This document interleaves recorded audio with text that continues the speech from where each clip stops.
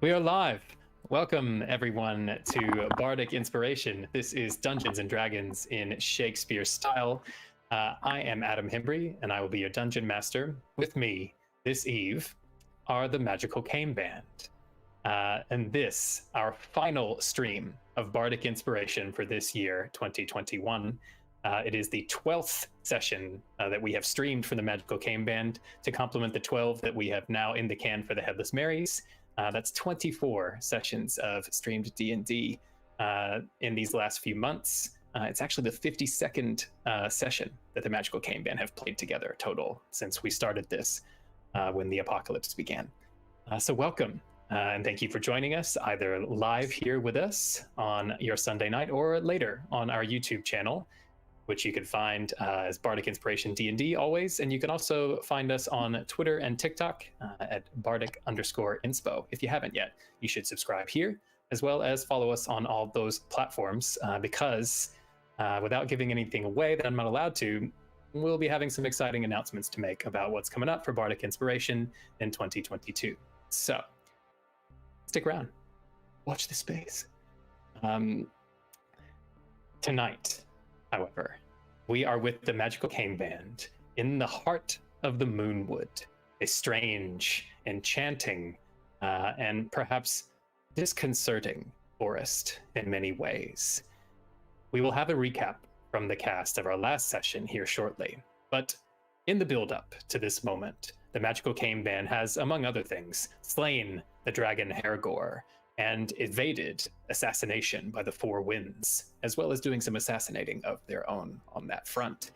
They are in the nation of Eston, next to the Great Lake Lewin, and now flitting about the countryside near the small lakeside town of Gadmouth, where they have been doing their best to stay alive, and also meeting up with our bugbear ranger Budge's family in the Moonwood, where they discovered some extremely dark doings that seem to involve, among other things, demons. And that was very much the subject of our last session in its way, but I'm going to turn it over to the cast to recap for you real quickly what happened then. We get my 2-minute timer at the ready, and you may begin your recap, cast, in 3, 2, 1, go. But. You might not be able to on this one. That was it.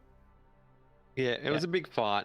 I finally got to really put Alora's finely crafted flash hammer to good use, and it came in much handier than I even thought it would.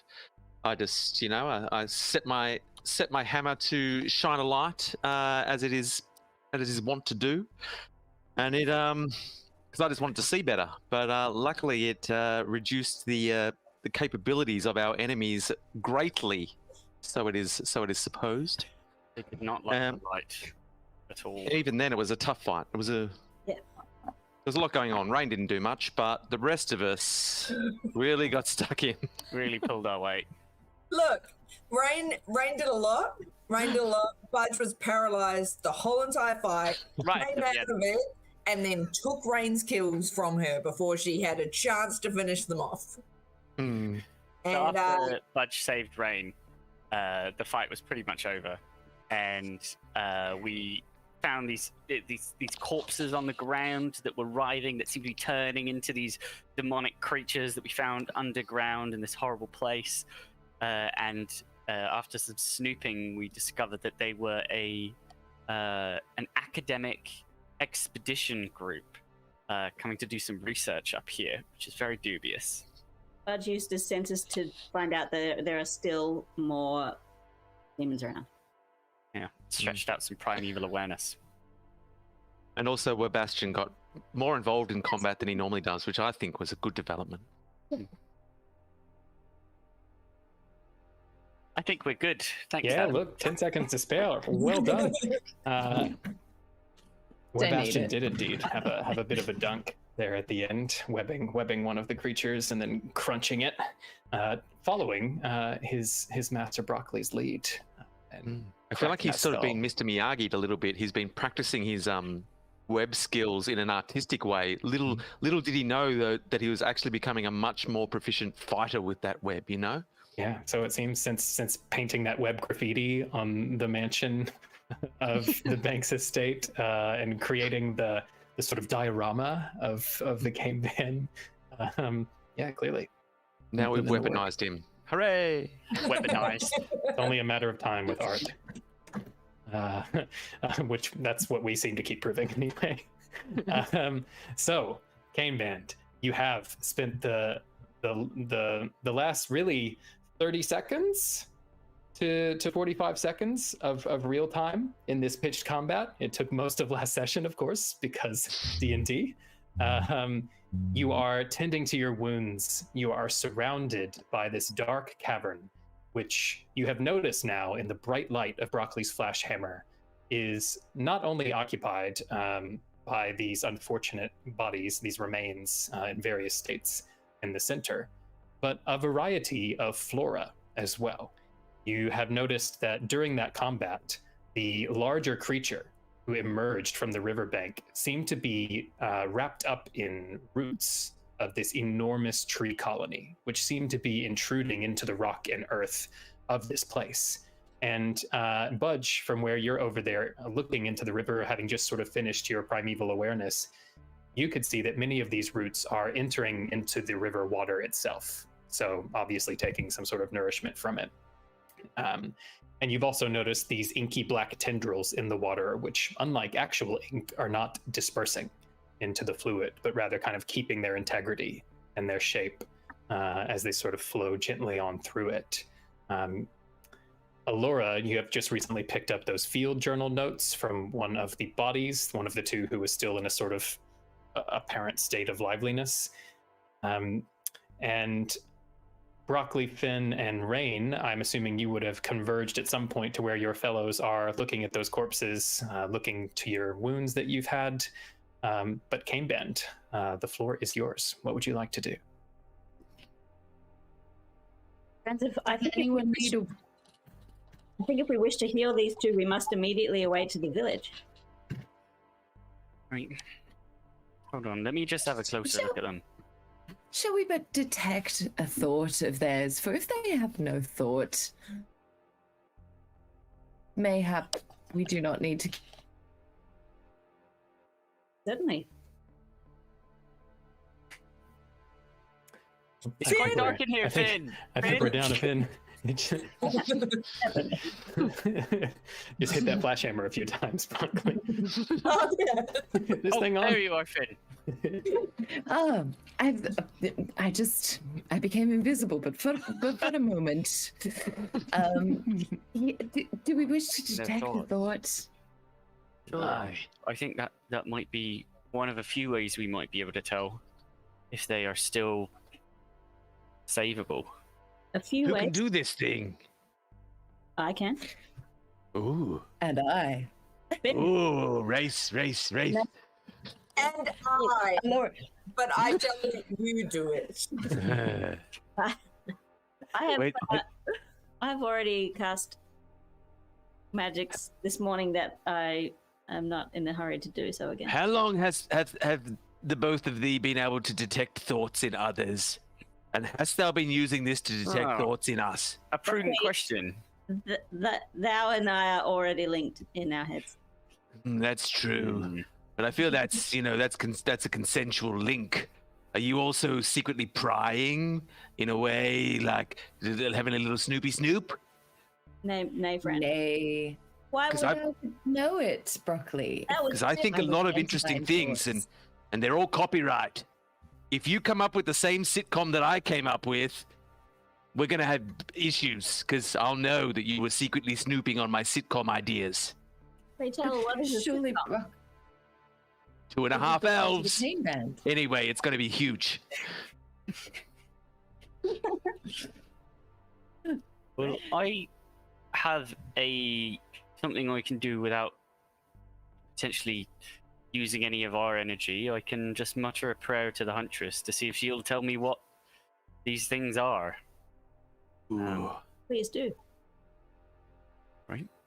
And Budge will kneel down near one of the creatures and mutter his prayer in Sylvan, as it'll be the sound of a badger this time, asking for the huntress's help as he sort of. Look at him go. I'm very glad that you went with it. It's more leaned in. rhythmic. Sure, sure. Okay, so So what as an exactly action, does this feature yeah, reveal sorry, I for thought you? it is obscure. Choose a creature you can see within 60 feet. You immediately learn whether the creature has a bunch of different immunities I and see, vulnerabilities yeah. and stuff. But the thing I'm interested in is you also learn what they are if the creature is not hidden from divination magic. What creatures be Yes. here? And that Okay. is a very. I know that's a very like. Yeah, you learn whether it has any damage and what they are. Yeah, that's true. Yeah, that's to Hey. your interpretation. No, you because know what? That's a very open, and You weirdly know worded what? creature. Okay, no, that is what it says, and that is what it is going to do. Okay. Which you're looking at one of the two creatures that's kind of still Yeah, alive. I'll look at the one that's most foregone, the one that's Mhm. sort of like its hands are truly morphed Yeah, yeah. to balls. So, Budge, you've done this feature a couple of times, I think, and much like a number of instances of your magic, it begins with a sensation beyond your senses, an awareness with faculties that are not your own, that become your own. And for a moment, all of your smell and sound and taste and touch is overwhelmed and then superseded. It's like the equivalent of seeing a new color. A thing that's literally not imaginable until it happens. And what you sense as you mutter your badgery sylvany rhyme is that this is a creature caught between two essences. It is being pulled inexorably. And you know from your primeval awareness before that there were both demons and fae in the sort of enormous radius that your feature allows. This creature is fast becoming what is called a Loch, which is a fae creature. Not all fae creatures are sparkly and glittery and beauteous. The Loch is just such a creature, and this human that you're looking at is becoming one of them. Would I know if the nature of its transformation is it like possession? Is it like disease? Is it like Make a either curse? a nature or an arcana check. I'll go with a nature check.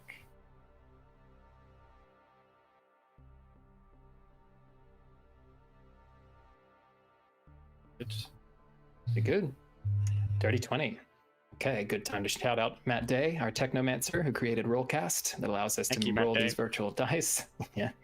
It's nice to start on a positive note instead of lamenting your name. With a 20, Budge, what is happening in front of you is an example of natural metamorphosis. This, like a caterpillar becoming a butterfly. This is something that this is obviously a preternatural kind of creature in its way. It is not like a squirrel or a badger, but the nature of its being is to spread itself. It is able to taint other things, and if those things don't die, there is the chance that this can happen. Well, not knowing if it will help, he would try to cast protection from evil and good on this poor soul. Okay. Which does the creature, if it's already charmed, frightened, or possessed, has advantage on any saving throw it can make for the effect. It doesn't last very long, but I think dropping his badger rhyme, he's just gonna pull out a sort of, it almost looks like some sort of like curled up leaves that have been dried out from one of his pouches, and he's just gonna burn it and sort of blow the smoke over the body, and you'll just see it just be sucked into the mouth of the creature as he sort of swirls it throughout the air. Ooh. And you would have seen him do this to that girl in the camp. Patches. Yeah. Patches. Yeah. It's precisely the same. And when you use this spell on Patches, you saw her breathe all of this smoke in with halting, shallow breaths as her fear of the night terror was taking her. And the initial expression here is similar in that this creature before you is anguished and twitching and squinting, as though in a terrible dream, but continues to be so. Whatever it is that is afflicting this creature, it is not a possession. Or a charm or anything. No, there is not a saving throw happening here. I'll relay everything that I've learned. Group. I think it is time for them to meet our sword. Perhaps mercy is the option most suited herein. Who's to know when they would turn, and perhaps we would meet the same fate that they have met. I will chop off the most transform's head. Okay. Yeah, you don't need to roll for that. It is there's not really resistance to be had here, and you're quite proficient. So, a couple of swipes that can be done. Will you do the same for the second? There are two of them that are still alive, a human and a half orc. Yeah. Okay. The pained and anguished expressions give one final clench, and then relax. Their Do they have limbs any subside. like personal effects that might identify them, like necklaces, charms? Like not looking for like valuables, just looking for like Yeah. something Yeah. somebody might. If I don't know if you ever met anybody, I'm looking for Yeah. a dog tag that has their name and maybe any medical. Let's see. You've already picked over the bodies, and Alora has the best bet at that right now with that field journal that she's Right, got, okay. which belonged to one of them. Yeah, there doesn't seem to be much on their persons here. You know, they were dragged from their campsite, just torn to pieces nearby. And they have the aspect of people who may have they were resting or even sleeping when they were taken. Like they're wearing kind of, I don't know, what they didn't have boots on even. So With that, with the sort of checks that we've made so far, do we get a sense of like what caused their turn? Just being wary of the fact that we've been sort of like scratched and clawed at by what it looks like they were turning into. yes, Seem I would like we're at say risk. it's difficult to just tell by looking at what did that. But given that you rolled so high on your hunter sense just then, you spent several turns of the fight terrified. And you remember that when they came close to you, there was this cacophony of whispers in your mind, as though they latched on to some of your darkest fears and then bubbled them to life in your own voice, that your family would die, that you had abandoned them, that you couldn't save your friends. It's, if you're looking at the people before Is the fear that turned them? I mean, you've been scratched, and you know that the scratch has paralyzed you. But then this was the other effect that these creatures seem to be having, a kind of psychic onslaught against you. So, yeah, it's hard to say more than that without having a more detailed experience with these creatures. But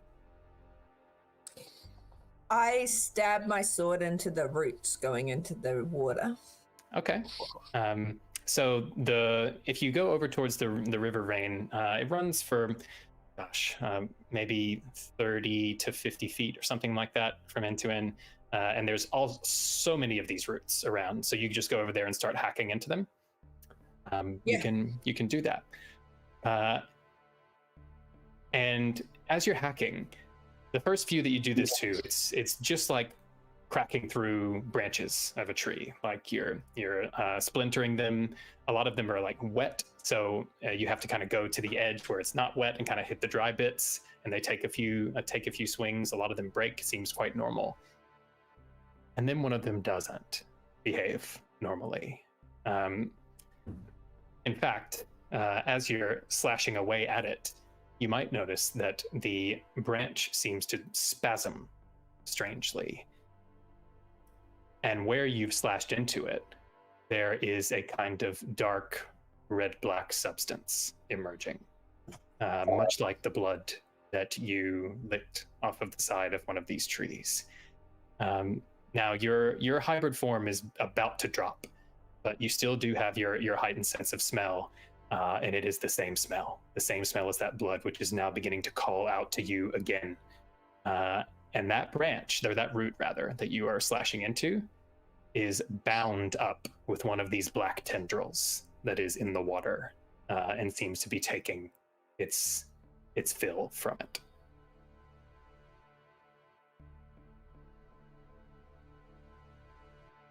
I will just taste it.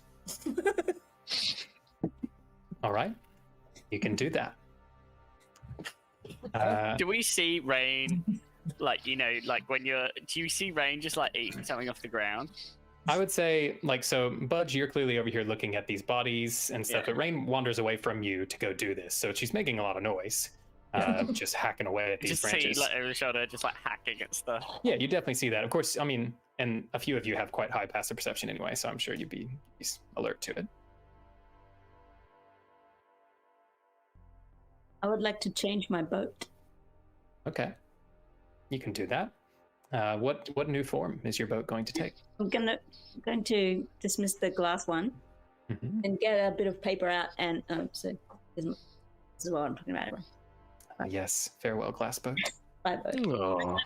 Paper out and draw a new boat on the bit of paper, and then in the air next to my head where the glass boat was, the paper one appears. Oh, look. Classic. It's a paper boat. But just the glass boat, but it's not glass anymore now, it is a paper. I'm still emitting its dim light. Okay. And now that is changing the benefit that it is offering to you, right? So it helps me telepathically. Very cool. Rain band. Right. Ray, you have Hi, something Rain. in your mouth. Yeah, you've got some. We should got some return sludge. to that, actually. Rain, hold that thought, please. You're poison.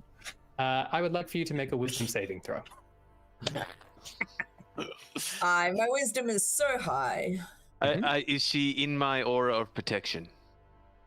If you go towards her, you can be. It's a 10-foot aura. I wouldn't have known that she's going to need my Yeah, protection, I'm assuming. A 13.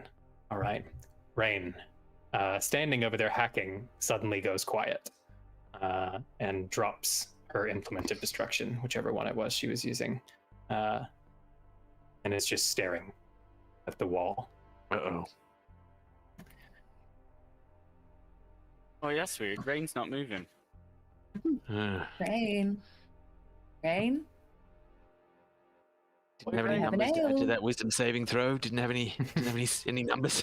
She Ales is for staring days. with a blankness at the wall. Rain, then you're for doing those of less you- than you did in that fight. He's not moving. Rain doesn't Budge is do gonna that start at all. running. When you get closer, you can see Rain is just blankly staring at the wall, unresponsive. If you put your hands in front of her, she doesn't track them, anything like that. Rain, as far as you are aware, the room around you has faded to blackness.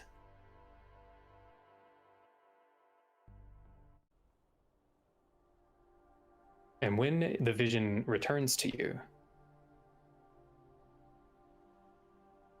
you are in a dark place. Mm. It's hard to see. Until suddenly the sky illuminates with sheet lightning across all of the clouds above you, casting a kind of purpley white light down on everything for a moment. And in that instant, in relief, you see you are in a clearing, surrounded by trees. But in the center of that clearing is one enormous tree. And the ripples of the lightning keep it illuminated for just long enough for you to see that there's something strange about this tree. But then it goes dark again. And then there is a peal of rolling thunder. And the wind begins to howl. You feel that you can smell and taste and move and speak. What would you like to do? I would like to, just investigate. Okay. Would you like to walk towards the tree, or where would you like to investigate? And when I'm investigating, I get advantage on recalling information about Fae. And fiends and undead and a few other things, right? Yeah. Yep. Make an investigation check with advantage. Do I add anything to investigation? Let me have a look.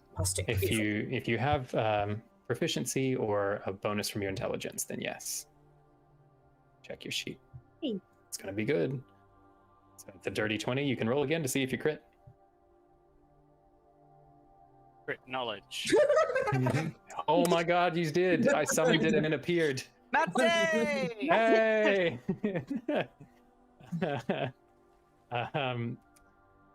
Rain. Okay. Perhaps driven by the one thing the lightning showed you, as you move closer to the tree, you smell the faint smell of ozone. The air is charged, as though lightning could strike at any moment. Your hair in your still hybrid form is standing up on end from the sheer charge of it. That smell, that intoxicating smell and taste of the blood still on your tongue that you just licked, it overwhelms your taste buds for a moment. You get closer, and lightning flashes again, and again, and again. And on the first flash, you can see that the trunk of this enormous tree is grayish white in its color, and around the center of that mass, there are bulges sticking out from the trunk, shaped like heads, and then it is dark. And then a second flash of lightning. The left side, that head, growing from the tree, not carved from it, has pointed, furred ears, a long snout, great fangs in a snarl, like the head of a wolf.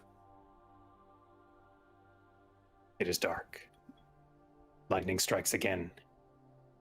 The face in the center looking straight at you, like a human face. Wizened, aged, a large nose and piercing eyes, staring directly into you, and hair pulled back severely until it emerges into the rest of the trunk. And then darkness. You finally arrive almost to the base of the tree, and there's another flash of lightning. But the light stays, because the clouds over your head have moved, and a full moon shines through, so that now you can see, in a kind of pale silvery light, the head of a wolf, the head of a lady, and then another strange, humanoid, but its eyes dark, a darker bark than the rest of the trunk. Its features sharp, almost jagged, whiter than even the white of the bark around it, and protruding two long fangs on either side of the mouth.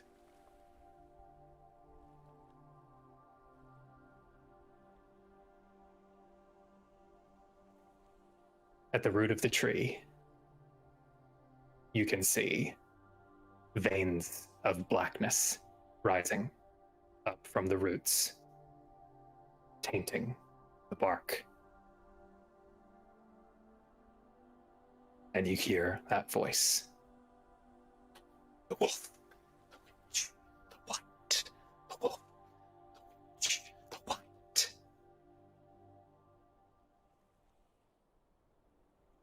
And because you rolled a natural 20, there's another voice inside that whisper.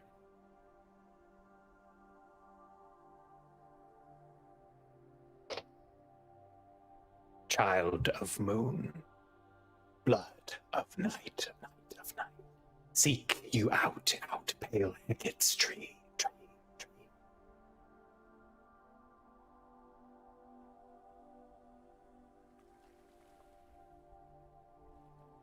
Lightning flashes,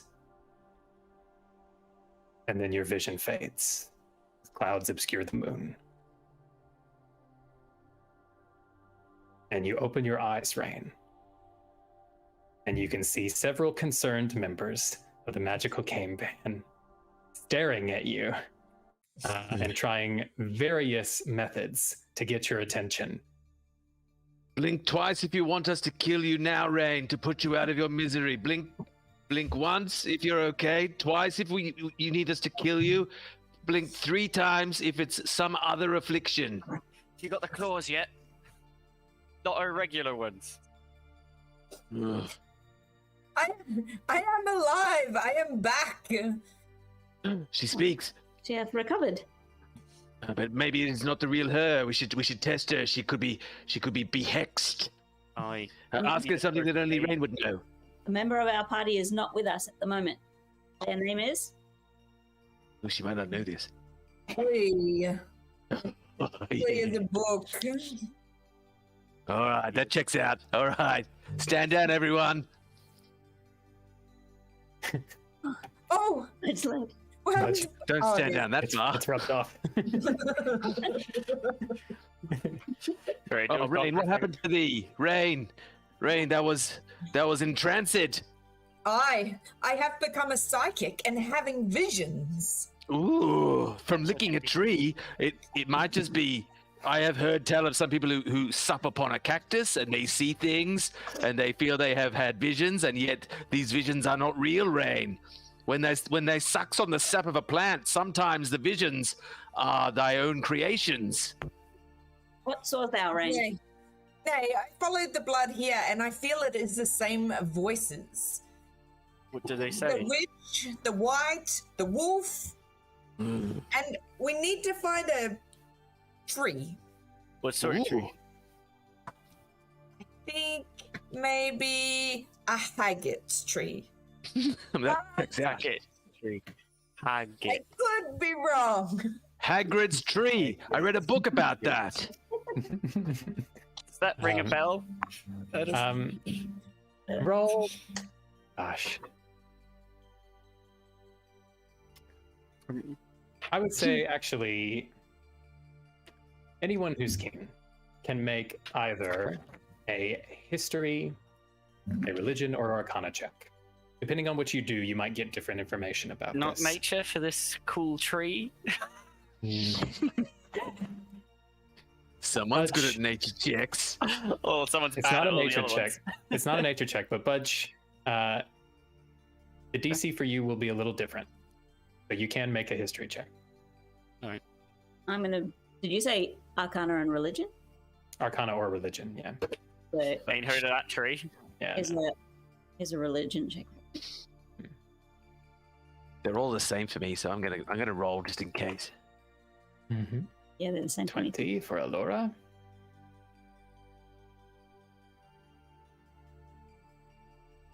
Broccoli. Can I roll? I don't know nothing about nothing. Well, they are trying to interpret what you said, right? Yeah. Okay. So has everyone rolled 2 and 10s too? Okay. Hagrid's tree, she said. Hagrid's tree. Alora, with the dirty 20, I don't think you have much in the way of specific lore on this phenomenon. What you do have is a memory. Not so long ago, in Mother Sawyer's hut, before you met Budge, each of you received a prophecy. Yeah.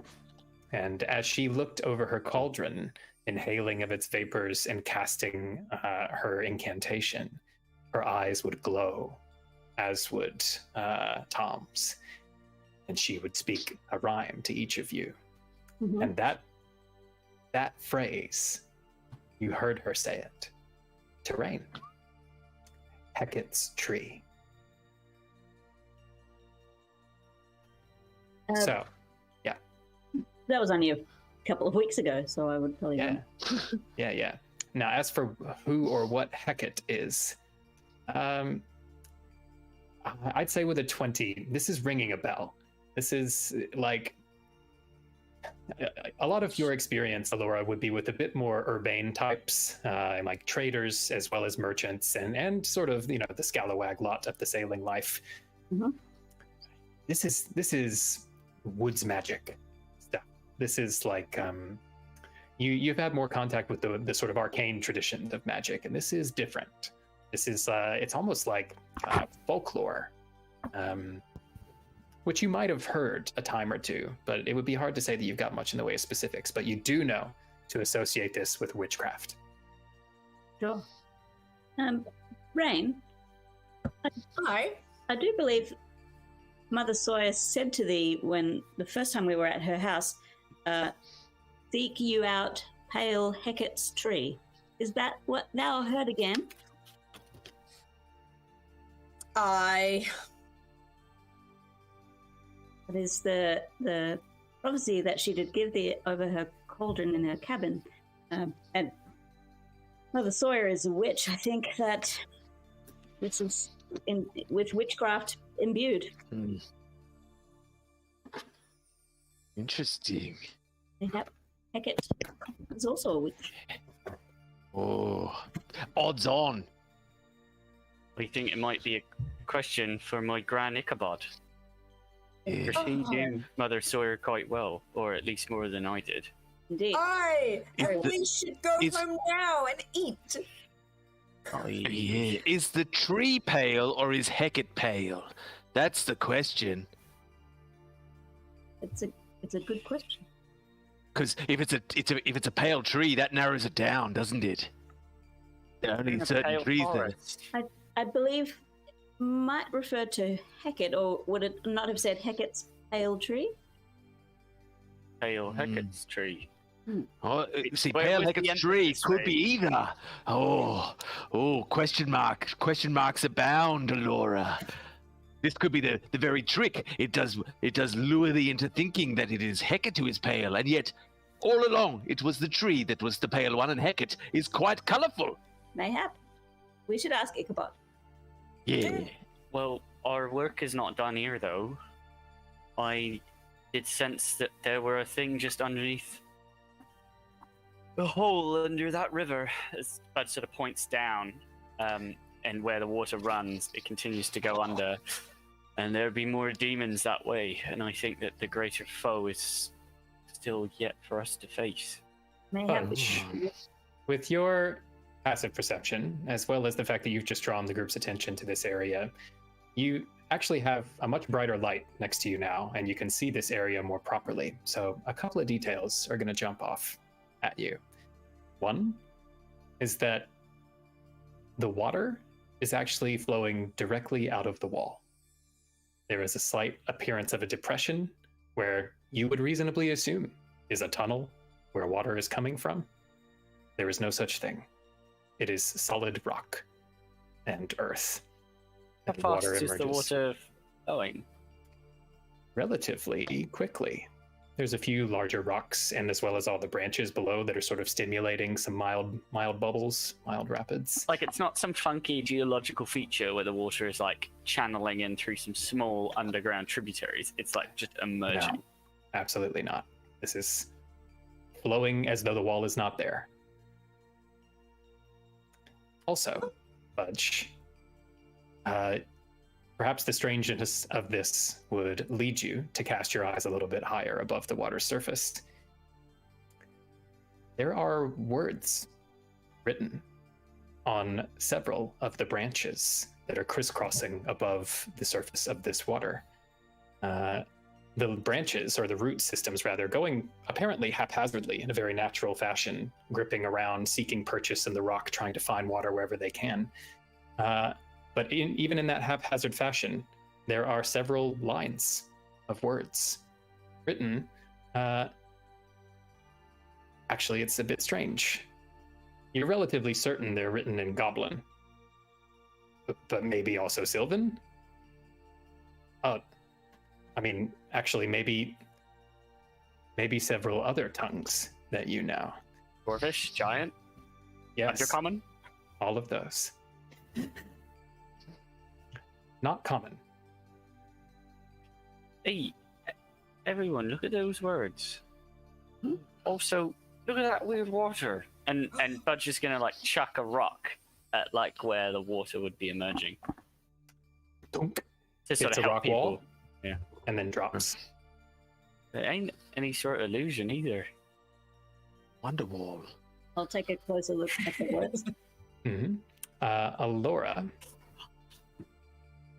you, like Budge, can see these words carved, it seems. That's not quite the right word. Carvings don't do this. They look like carved letters, but they are in a state of flux. You never see them move, but they are multiple things at once. When you're looking, Alora, you can see in Vidalcan, and in Dwarvish, and also Draconic, words still, but changing across these roots. And if you focus on them, you can read them. They say, sleep to hear the river's voice, golden sun, silver night. When silent sisters dance, rejoice. Awake the wolf, the witch, the white. And since you can see it, I should point out that white is spelled W-I-G-H-T. Oh, damn it. I was hoping it was Betty White. You're not leveled up high enough for that, I'm afraid. Perhaps Pale Hecate is the white. Sorry, Adam, can I be boring and get you to say that again? Yep, I'm going to put it in Okay. our message chat as well. But it is sleep to hear the river's voice, golden sun, silver night. When silent sisters dance, rejoice. Awake the wolf, the witch, the white. Oh. Read that. Are we to sleep here? I think it's not a safe place. Not wise. Aye, but to hear the river's voice, you have to sleep. Oh. And on a place where we could meet this demon and destroy it would be on the plane of dreams. Yeah. Isn't that what my grand said? Did. Right, but I do not like the idea of all of us sleeping here without any watching over us to wake us. No. Or in a state where we can't wake ourselves. And we are weakened hence from our battles here. Aye, not me. That's because we saved you. Yes. But They need not thank me, Rain. We are family in this band, and I know they would do the same for me given the chance. So, And thou hast fought many battles where it was thee, Rain, who struck the mightiest of blows. It is an evolving landscape. Those who put their best foot forward in any given fight. So fret not upon it. Rain, when we arrived in this forest, it immediately led thee here. I have every faith that it would do that again should we return to the village and come back with some of the bugbears who can watch over us while we sleep. Safety in numbers. I Aye, mean, but then... the problem with that is that you're bringing people who can't really defend themselves, many of them, into a place. They're not like us, Alora. Many of them. One of them must be strong. Maybe we could have a competition where they each battle to prove which of them is the strongest and most capable. You might bring my mother, but then who's going to be watching over all the people back at the camp, you know? No, for then Ichabod will be captured and we will be back at the beginning of my life. I didn't understand the last part, but I agree fully. Yeah, never go backwards. That's our motto. Except, all right, let's go back from where we came. How much does the group know? Because I know we know in game about Finn's dreaming coolness. I mean, a handful of you have been to the plane of dreams. You went there. So those of you who did that, I mean, and the rest of you who didn't go, you saw everyone put those stones on their heads and yeah, did the thing. Finn, I know thou knowest some of the plane of dreams. Mayhap 2 of us could stay awake while 3 slept, and we watch over ourselves. Or Finn could mayhaps put up her dome, protect us, and we could sleep within the dome. Oh, we dome it up. In fact, we might make a dome within to sleep, a dome perchance to dream, or I might also create a door into an extra dimensional realm where perchance we might dream. I know not which is best. Would that remove us from this place? Perhaps the hut dome hut. We would The dome home. The We dome don't have to home. ride the river. If We shall call home. Can you create a door to the dream world? Nay, I think this is beyond my power. I am but a dream apprentice. I wish Ichabod were here. Can we? I think mayhap it's like my rope trick. It just makes a space in another dimension. Are you referring to dimension door, Donna, or is this Finn negotiating it? Door. It's up to It's both. okay. It is you would know that dimension door allows you to teleport up to, I think it's 500 feet or 400 feet, one of those two, in a given direction with someone. It's like Broccoli's Misty Step, but more powerful. How we got the heck away from here? Right. Not a competition. Nay, this is but a stage door. Where it leads to an extra dimensional space that is outside the usual multiverse of extra dimensional spaces. But indeed, it may take us beyond where we might enter the realm of dreams. So I believe that the hood is better. To the hood? A cousin to my rope trick. The hood is good. I now understand what you're talking about there, Finn. Thank you for explaining. So perhaps a tiny hut where we might house ourselves for 8 hours. Aye. Indeed. And see what dreams are made of. Aye. Perhaps before we do, I might gather some things just in case they come up later. I'll do that while you cast your spell. And Budge is he's gonna get a little bit of the tree blood that Ryan was thinking in a little glass jar or a little glass vial. And then Ryan is going to get a little bit of the blood right next to Budge and put it in her pocket. I'll be done in a second. I'll be done. Right. You Stop pushing me. You got some blood drying in your pocket now, right? And he'll also pick up or harvest as much as he can. Venom or poison or whatever was on these mean Loch's claws, the dead ones. Okay. That was causing paralysis. All right. Make a survival check. I'm just gonna get paralyzed. Finn, how big is the dome? It is 10 feet. Right. So Alora will get a little clockwork box out of a thing of clockworks. It's got a it looks like a bell on hanging on a frame, and put it on the ground, and it'll draw a little circle. It'll take 10 minutes to go all the way around Finn's hut, and when it gets to back to the start, the bell will ring once, and then sit there. And then I say, "Now, friends, if somebody doth approach us in the dome, I will wake up because this bell will ring." You have cast alarm. Nice. I take it. Yeah, nice. Okay, then your tiny hut will emerge, and you have alarm cast as well.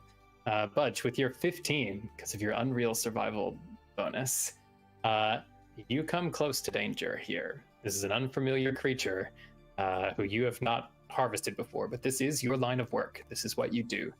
The strange thing about them is that they don't have like hands, like prehensile hands at all. It's like their arms become almost like machetes, where they come out, kind of like a praying mantis, actually, to look at. It's much the same kind of anatomy, which is confusing, because if there is a kind of venom, it would seem like that would be administered by fangs or something like that. And so after some investigation, you can see that actually along the sort of bladed edge of these scythes, there are tiny grooves, and those grooves go up into even tinier holes. And if you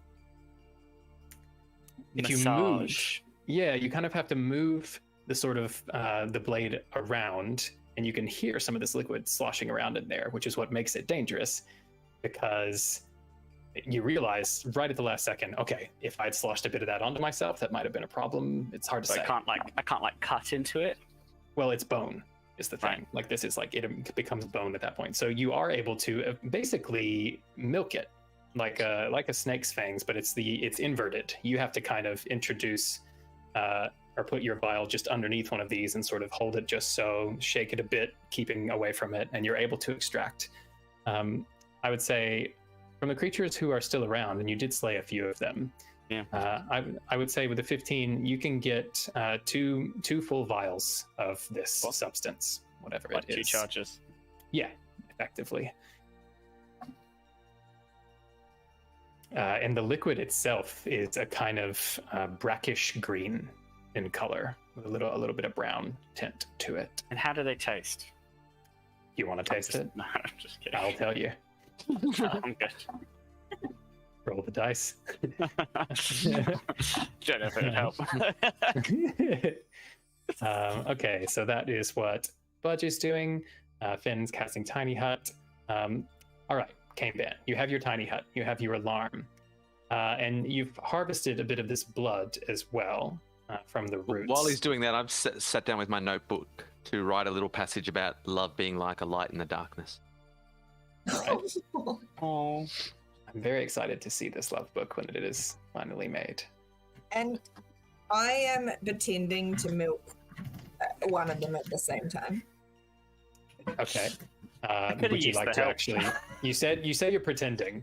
So are you not actually trying? No. Okay. So you're just sort of like picking up the arm and moving it around, kind of thing. Yeah, just from Budge's perspective, it looks like I'm doing something to the body. But if you came around, you'd see that I'm not. Okay. In that case, make a deception check. Let's see what Budge's passive insight is. Singing her little milking song. Passive insight is 13. Milking song 13. Okay. This is my milk. Passive perception 21. Yeah. Uh-oh. So, and that's -1, not +1. Nice for an 8.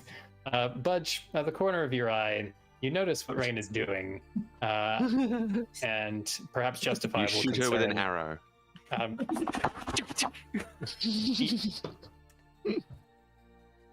She's not actually doing anything with the dangerous bits. She's just sort of moving around. Like it's pretty clear that she's just fiddling with it. You have much luck over there, Rain? Oh, I have so much in my pocket to go with my blood. Right. What were you thinking of doing? Because I'm not sure how to treat it to continue it. I didn't know that you made many poisons, Rain. It is a secret.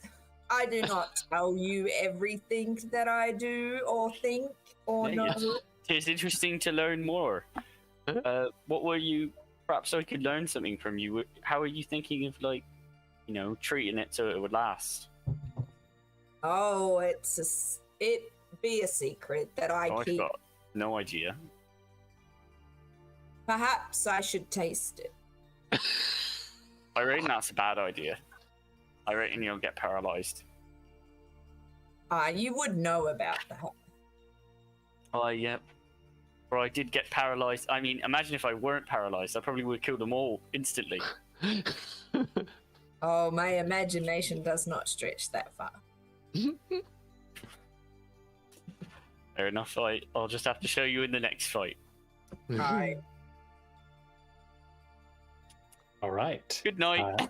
Are you? So it was, I would say, late afternoon when you, or at least afternoon when you got to the campsite sort of area and began your investigation. So night has not quite fallen yet. But it's up to you, Caneban. How do you pass away some time, or do you try to go to sleep immediately? Does anyone have any rations on their person? Oh, I have some. Yeah, I've got some. I'm always carrying. Rain. Perhaps we should have a short rest or something just before we go, just to tend to some of the bruises. I think weren't we planning to have a big long sleep? Aye, but I'm not sure how restful this sleep will be. That's true. Yeah, I hear what you're saying, Patch. Yeah. Can we not just heal each other? Or we could form like a healing circle. We sit down and someone in front of someone else and around in a circle, and we each just heal the person in front of us. But if we have the time, why not just wait an hour and just rest and recoup ourselves, and then we do venture into dream.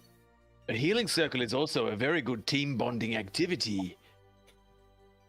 Whereas sleep is more of a solo endeavor that disconnects thee from the group at large. But to sit in a circle and you give each other a little rub on the back, some positive affirmations, and then those who can heal, they heal, and we are closer as a group.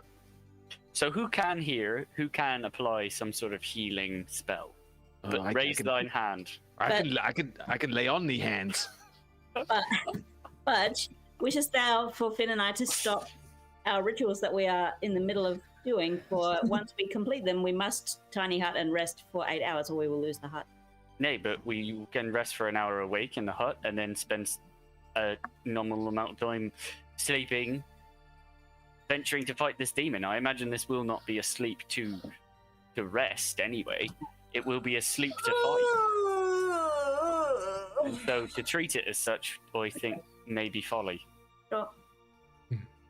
Will I get my spell slots back? That's all I need to know. Will I get my spell? How do I get my spell slots back, Budge? I need my sweet spell slots. Finn, you would know that it's a ritual to cast Tiny Hut, so when it's coming up to its end, you can just recast it again. It will happen. But yes, if you take a long rest, it will replenish your spell slots. You do only take one long rest per 24 hours ish or so. So this would be a definitely going to bed quite early situation. Might be a bit hard to fall asleep. We had a big fight, but we went to bed really late. You had your night was interrupted as well the night before because of patches. So you might understandably be a bit tired. You've had a big hike, so you could do it. You'll just when you wake up 8 hours later, it will be very dark and early, pre-dawn. Yeah, I mean it's dark anyway. We're in an abyss.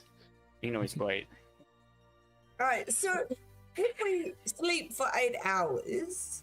I'm just going to start taking a short rest while we're talking. This is all, like, just you sitting around here and talking is definitely, we can consider it to be the initiation of that since you're not doing anything actively. I'm planking, so I'm not resting at all.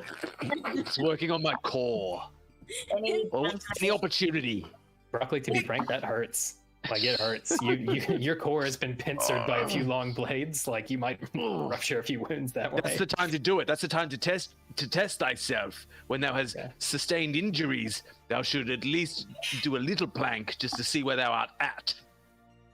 Wait, so are you doing a plank, Broccoli? I'm planking. Okay. Any downtime we have, I'm still fixing Finn's loot, if I haven't finished that already, and working on Webastian's grotto. If we sleep 8 hours, can we then not have a nap? We'll have a nap before the 8 hours. I'm going to nap while I have 8 hours. So whatever happens in the sleep. While this has been happening, Finn has just been winding Ichabod's thread, the purple thread that they were given, around her finger, and just trying to see if something happens. And also annoyed with herself that she hasn't done more homework. Up until this moment, it's just kind of like, maybe something will happen, maybe something will happen. How many times do you wind it? Ooh, Oh no. Don't say 5. I think she's gonna keep doing it. She's gonna keep doing it. Infinite. As you're doing that, I'm gonna double check on something, make sure I'm right about Your face falls off. Oh no, a pterodactyl! Here it is. But every wind is a year that you spend in the world of dreaming. Okay. So, you have it there, wound around your smallest finger. You wind it, and the third time that you wrap that in a sort of circle around your pinky finger, your head feels warm. Like, almost like when a fever is about to break. That kind of flush. And for a moment, your breath stills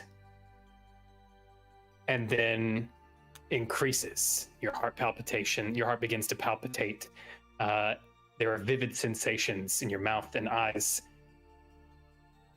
And then the world in front of you begins to fade, not into blackness, but into a kind of pinkish purple hue, as though you're seeing stars, but they don't go away. They just become blotches that expand and then cover. And then, like a kind of patchwork, they pull apart. Dripping balls. And you are at a small campfire, surrounded by trees. There is a delicious smell in the air. Something sweet, a bit herbal, a bit of spice. With the chai tent. Across from you, on the other side of the fire, is the familiar figure of Ichabod. Yeah. Who That's wonderful. raises her eyebrows. And here I was thinking I was to have a restful sleep after last eve's adventures. Mistress Finn, you've decided to pull the thread and see where it goes. I have. Well, I have passed enough of this day in restful slumber, and as some might say, sleep is for the dead. Little Dreamweaver's joke. I am heartened to see that you must most likely be among the living, for you are here. And how fares your band? We are all farewell, but we have been called upon to enter into the world of dreams. So I seek thy counsel.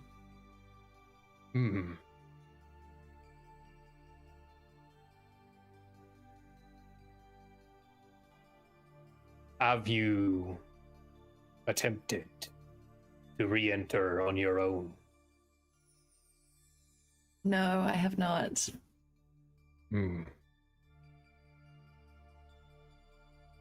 I believe you still have those foul devices, those stones that were used to subjugate me and mine.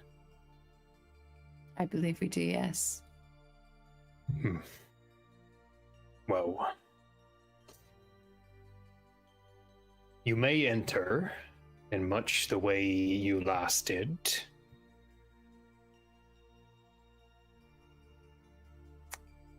Think of those stones as like a plow. Like a farmer's tool for sowing much grain. Efficient, sharp, brutal. Those stones carve up the realm of dreams thusly. Let the farmer sow their seeds as they may in their little walled garden. I do not use such tools.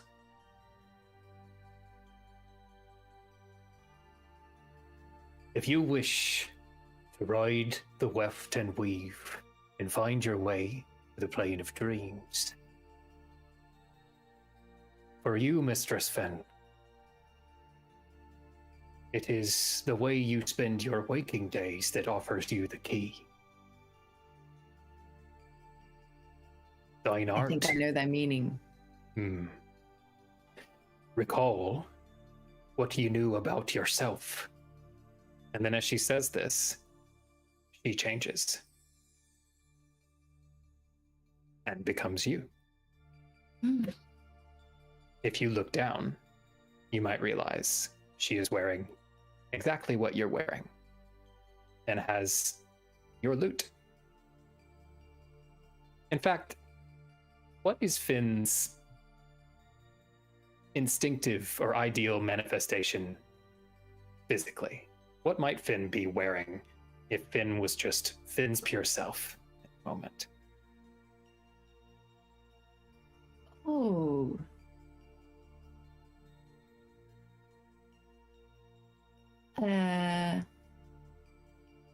Well, something a little bit glam. Oh, yeah. Bard, a little bit glam. Yeah, you're a glamour bard. Yeah. I don't know, a very nice kind of I don't know if they have glitter, sequined tunic, some sort of sequined equivalent. Ah, if you can dream it. Bejeweled. Yeah, and it is just shimmering in the firelight, especially the sort of amber and gold sequins really standing out and dancing in that. And Ichabod Finn is moving as you move, almost uncannily in time. But Ichabod Finn's eyes are soft and look at you with kindness.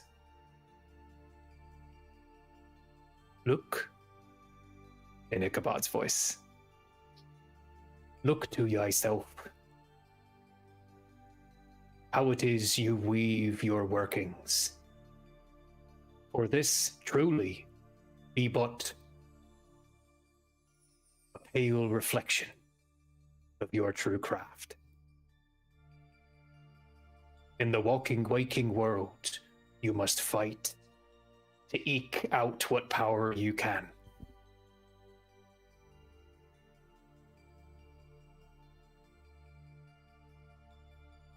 I hope we haven't lost our Finn. No. Come back. Oh, she said her computer was glitching. ill. Physical connection in the realm of dreams. Yeah, you know. What's in your bag? As we enter the realm of dreams, let's play What's in Your Brain?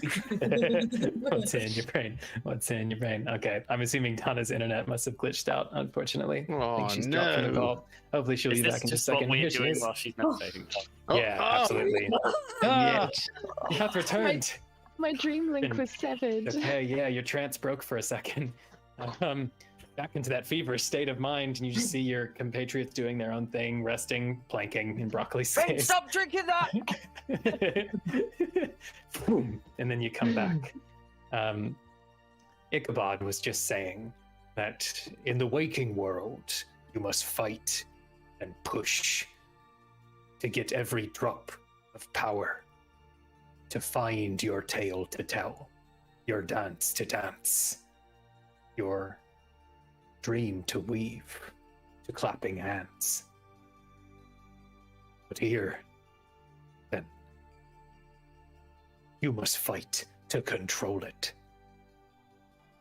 You will find eons of tales, legions of dances.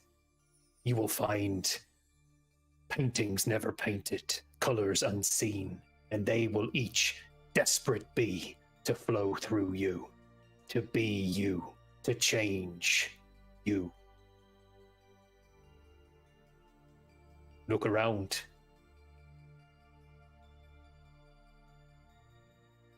Do you feel the difference betwixt this place and where last we met. Then make a perception check, actually.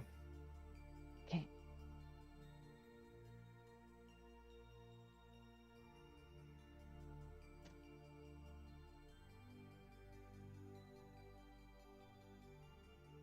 $27. Okay, Finn, you immediately, as soon as she says that, as though her word makes it so, the air moves here. It is active, dynamic. There is noise. It doesn't seem like you're actually alone. There are bugs making noise and frogs and leaves scuttling in the night, almost, in fact, the sound of voices. Distant whispers. There is no wall. This is no garden, Mistress Finn. I take this place as mine own. And as long as I can keep it, it is mine. Here I am the bear. And I must patrol to keep those bigger bears from intrusion. And so, you must set your stage, Mistress Finn. You must set the terms of engagement. This is what the stone lets you do cheap. But what it give, it doth take. Use the stone and ye be severed from the true nature of this place. Outside the walls of that pretty garden, there is power you cannot understand, and will never. But always, always, keep thy vision clear. Know in thine heart the story you will speak, the song you will sing, and the steps you will dance. This is how you will keep the weave tight and not become lost in its weft. It is how you will keep other feet from treading your boards. If you lose belief, you lose the plot. If you take my meaning. I believe I do. So I must weave the world myself. See it clear. You must will it. But be not like the wizard, Finn. You cannot cut the dreaming to your will. But you must run your hand across its gentle silk. Be guided by it, feel it, and let it run through you, but never as you. It is a river you can only ride by falling in. None of us truly can dip but a toe.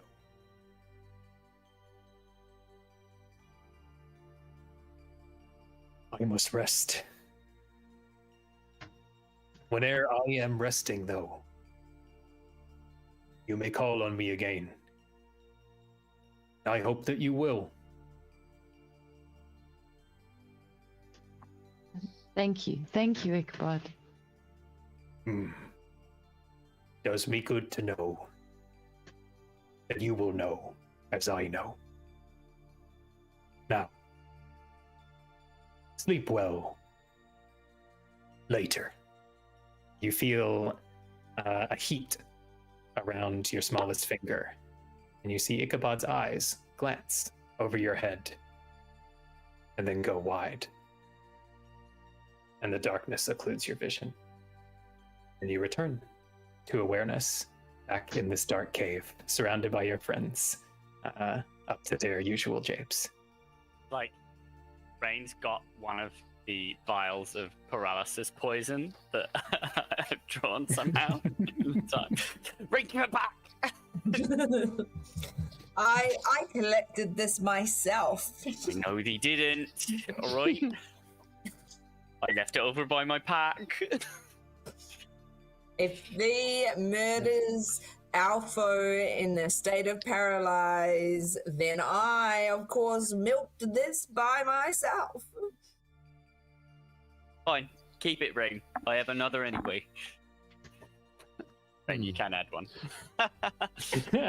Okay, each of you have a vial of Meanlock poison, which I don't think exists in the directory, but that's what it does. It does the same effect as that Meanlock poison. It will paralyze someone who's exposed to it if they fail their save. I start doing squats. Okay, are you in the tiny hut doing this, Broccoli? Yes. Okay, good to know. How far through our short rest do you reckon we are? I mean, this all happened. We can say that Finn's whole journey and everything like that has taken us through the first hour of you just milling about and doing things. So you can take credit for a short rest if you like in your hut so tiny. Because I do find planks and squats quite restful. Broccoli, if you're exercising the whole time, you don't get a short rest. Oh, damn it. If it affects any of your It's features, active I'm not rest. sure. It's active rest. It might be meditative. It is exertion. You can say you've worked out just for the first bit if you like, but you have declared that. Yes, Rain? Yeah.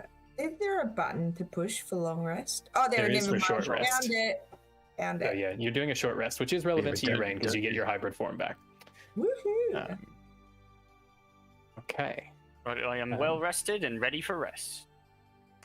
Finn, on the other hand, I don't know if you've clicked it through already yet, but you have not had a short rest. You have not been resting. So, Cane Band, you are in your tiny hut. You have rested, some of you, and dreamed a little dream. So, what is it you would like to do? I have never been to the dream plane. Oh, it's When pretty fun. all I the- got to be an eagle last time. Oh. The mightiest of all the birds of prey. I know. To fly again. I could throw thee. Oh, thank you, Broccoli, but I think it would not be the same. It's true. It's more Fleeting. falling than flying. But can you not fly soon? Is this not the place we are going? I mean, I'm not really sure how we get there. Finn, did you have any ideas? I believe that I might be able to take us into the dream world, Excellent. but I have not done it before. So We're they right here shall with all you. go on a Do all of journey us- with me. Do all of us go in, or does someone have to stay watch? Well, think if that, we are that in is the up hut- to me. We're pretty safe. Okay. I'll pull the dreamstones out of my pack. Are these useful to thee, Finn? Laura, I do not wish to use them, for I have sought counsel from Ichabod on the dream plane, and she hath said that they are a cruel tool to use to enter such a place, and I wish to try, but instead with the loot. Excellent. A loot Oh. ride! Yes, We're doing free-range dream trips Thou- instead of thou caged. shalt ride on the strings of the loot rain. Okay. Oh, Finn, Yeah. give me a moment. I'm gonna pull up your sheet. Broccoli, we are going to ride music. I mean, this is a thing that I have yet to do in all my days. Okay. And how will thou sleep and play at the same time? Now, Well, for I do not sleep, Oh, indeed. Laura, so I do hope that this state might create one suitable for dream entry. Mhm. Or Okay, to trance, then. a trance perchance to dream. Okay. So, Finn, I would like for you to make a performance check. And Okay. pending the outcome of that roll, I will tell you what you need to do next. Okay. 1. Oh, it's not good. It's not good. Hmm. Okay. Okay. With an 11, Finn, this is a first go at what you were doing. So, tell me a little bit about what Finn does with the lute. What sort of performance is this? I think Finn has interpreted Ichabod's counsel to start to play something that a bit of trance, some trance music, Yes. trance flute, and to but then also to weave kind of the world with her voice as well, like a kind of storytelling into the land of dreams. Okay. Now, with an 11, It comes out as death metal. if you would like,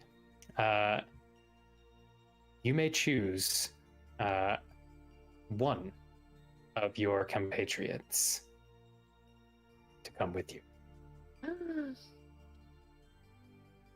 My gosh. In fact, because you're just trying this isn't a very conscious endeavor. What I would like to do, just for fun, let's have the other 4 of you roll a d20 each. I like that. Well. Needed we even roll? I mean, it could be a roll-off. You don't know. It's been hot dice tonight. Makes sense with Rain drinking the blood as well. Perhaps. Oh. What? I thought it was about to happen again. just flirting with it. Tease every time. Okay. So, then, as you play your song and begin to tell your tale, for the rest of you, this is classic Finn. Finn's a pro and knows what she's doing. You've seen a handful of. You've also seen Finn at the best, and she's finding her way. She's finding her way in this bit, but it's interesting. She seems preoccupied, thinking her way through this thing. Rain. Something about this song just tickles the outside of your awareness. You have this overwhelming feeling that you're good. It's safe. You can relax. I'm about to sneeze, excuse me.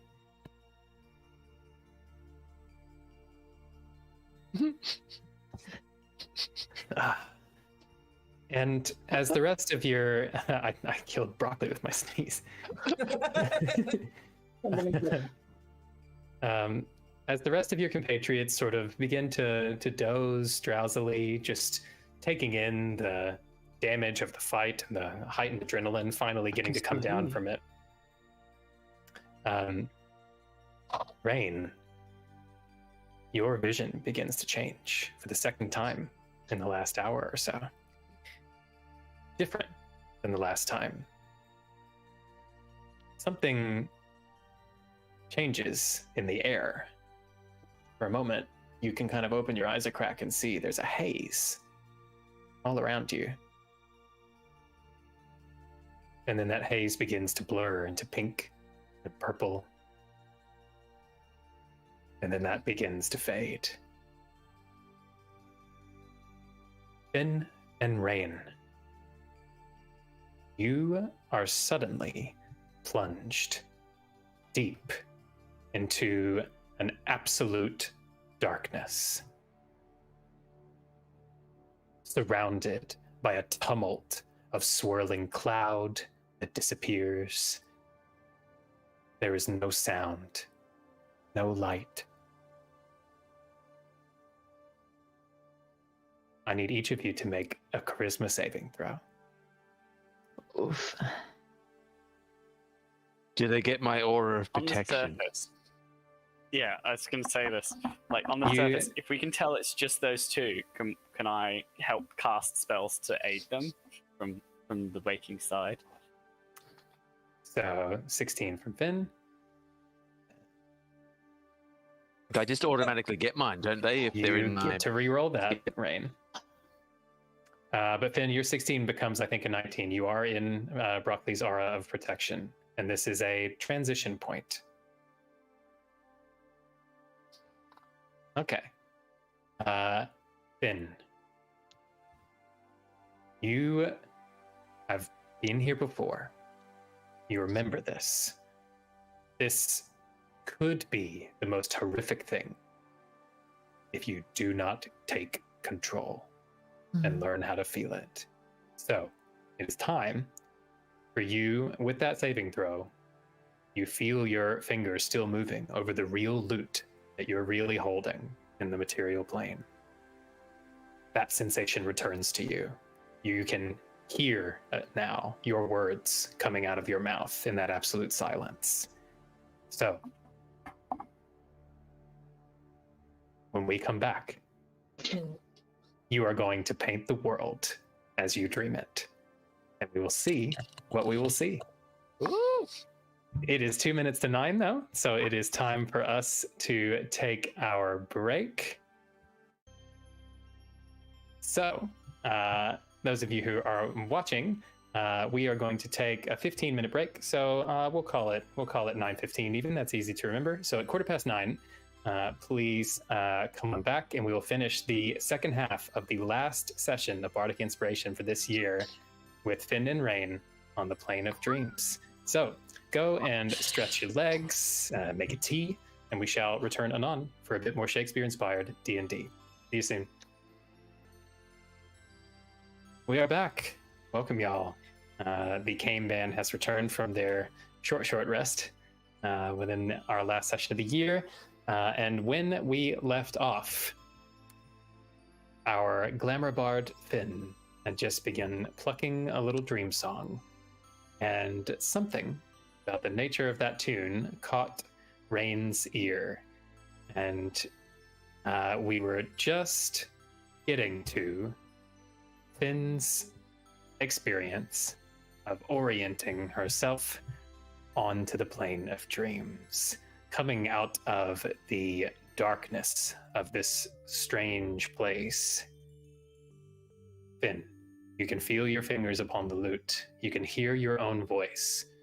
You are still working this song, this tale, weaving a world. So I'm going to give you some choices here. As is often the case whenever y'all do performance checks of any kind. If you would like, you can describe for me the kind of tale you're telling or the sort of world you're weaving, what we meant to see, and we can go that way. If you ever decide that you would like to actually sort of perform any segment or bit of that, I will give you advantage on any relevant checks that are happening, but that's totally up to you. You can go either way as you feel comfortable. So finding your feet.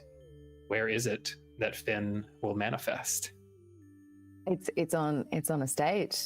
It's on a theater stage, I think. Okay, tell me about that stage. What's it look like? I The think theater that you're in. It is the dream or the image that has been appearing to Finn in dreams before, where she's encountered her lookalike. So it's a kind of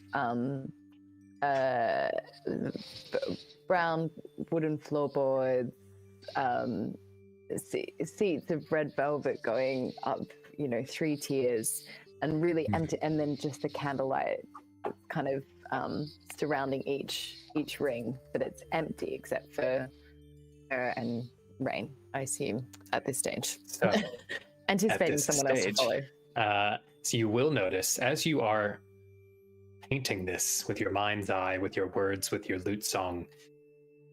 Rain, you are hardly aware of all of this. It is dark, cold, breathless. Faint wisps of mist, there and gone. You can't breathe. Do you need to breathe? You want to breathe. You can't. Finn, you do not yet see rain appearing next to you or anything like that. But how would rain fit here? I think Rain would be doing some circus tricks on the stage. Okay. So then, on the strength of that first roll that got you here, you are going to afford Rain freedom from that darkness, from that strange, bleak nothingness. And Rain, you are going to tumble into awareness of the world around you as you are, in fact, tumbling. So I'm going to need you to make an acrobatics check, please. Mm-hmm.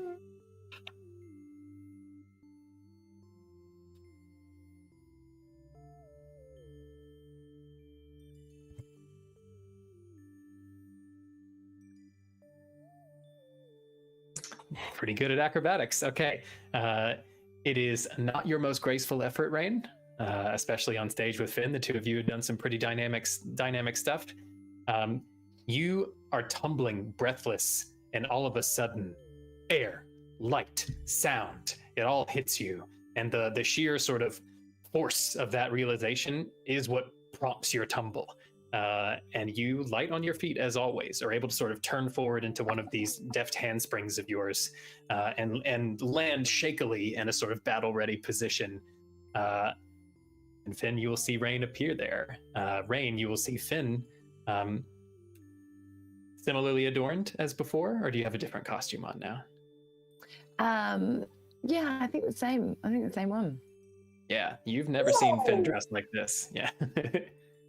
Whoa! Whoa! Finn! You are beauteous.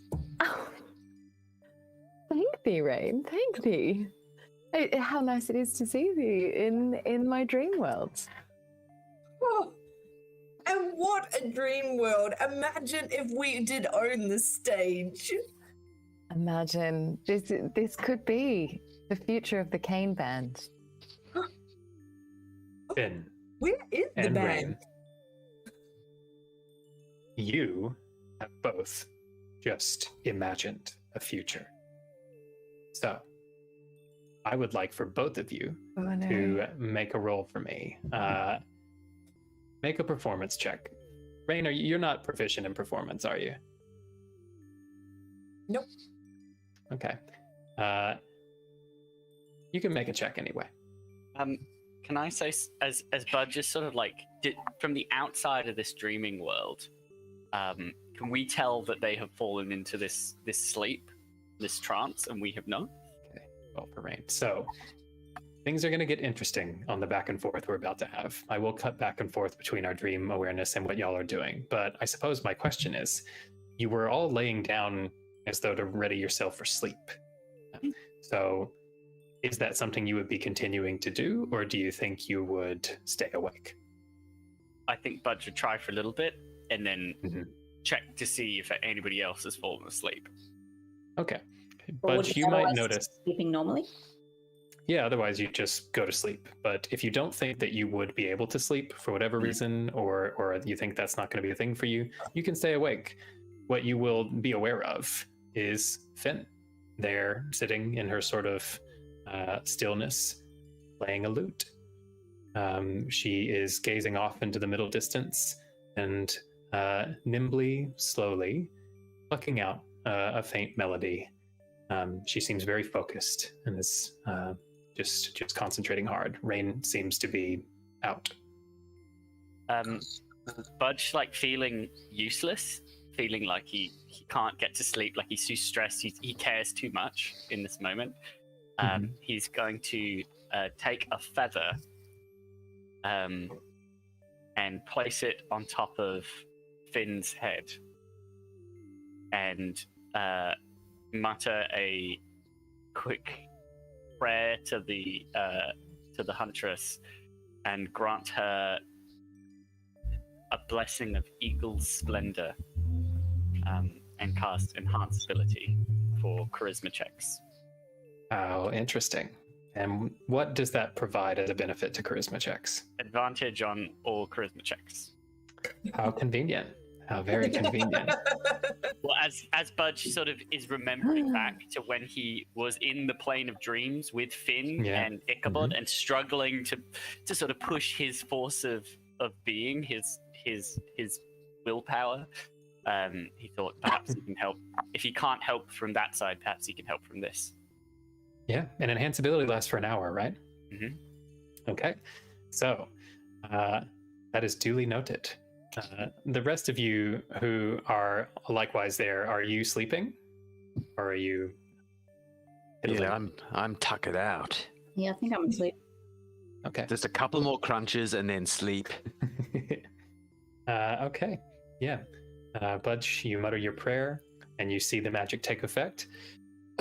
In fact, when it does, there is a quick trill on the neck of the lute, as Finn's fingers seem to, with a more lively vibrancy, make a quick chord jump, playing the same melody, but in a new key, and then sliding back up the scales gracefully to where she was. Budge will stay awake then, struggling to sleep and seeing his friends all sleeping. A sense of unease, he'll guard, even in the hut. All right. Make a perception check, actually. So we're doing that. Why would we need to, Adam? You said guard. Well. Mhm. If it isn't a natural 20 for a humble 31. Yeah. Smiles on you this day. Yes. Okay.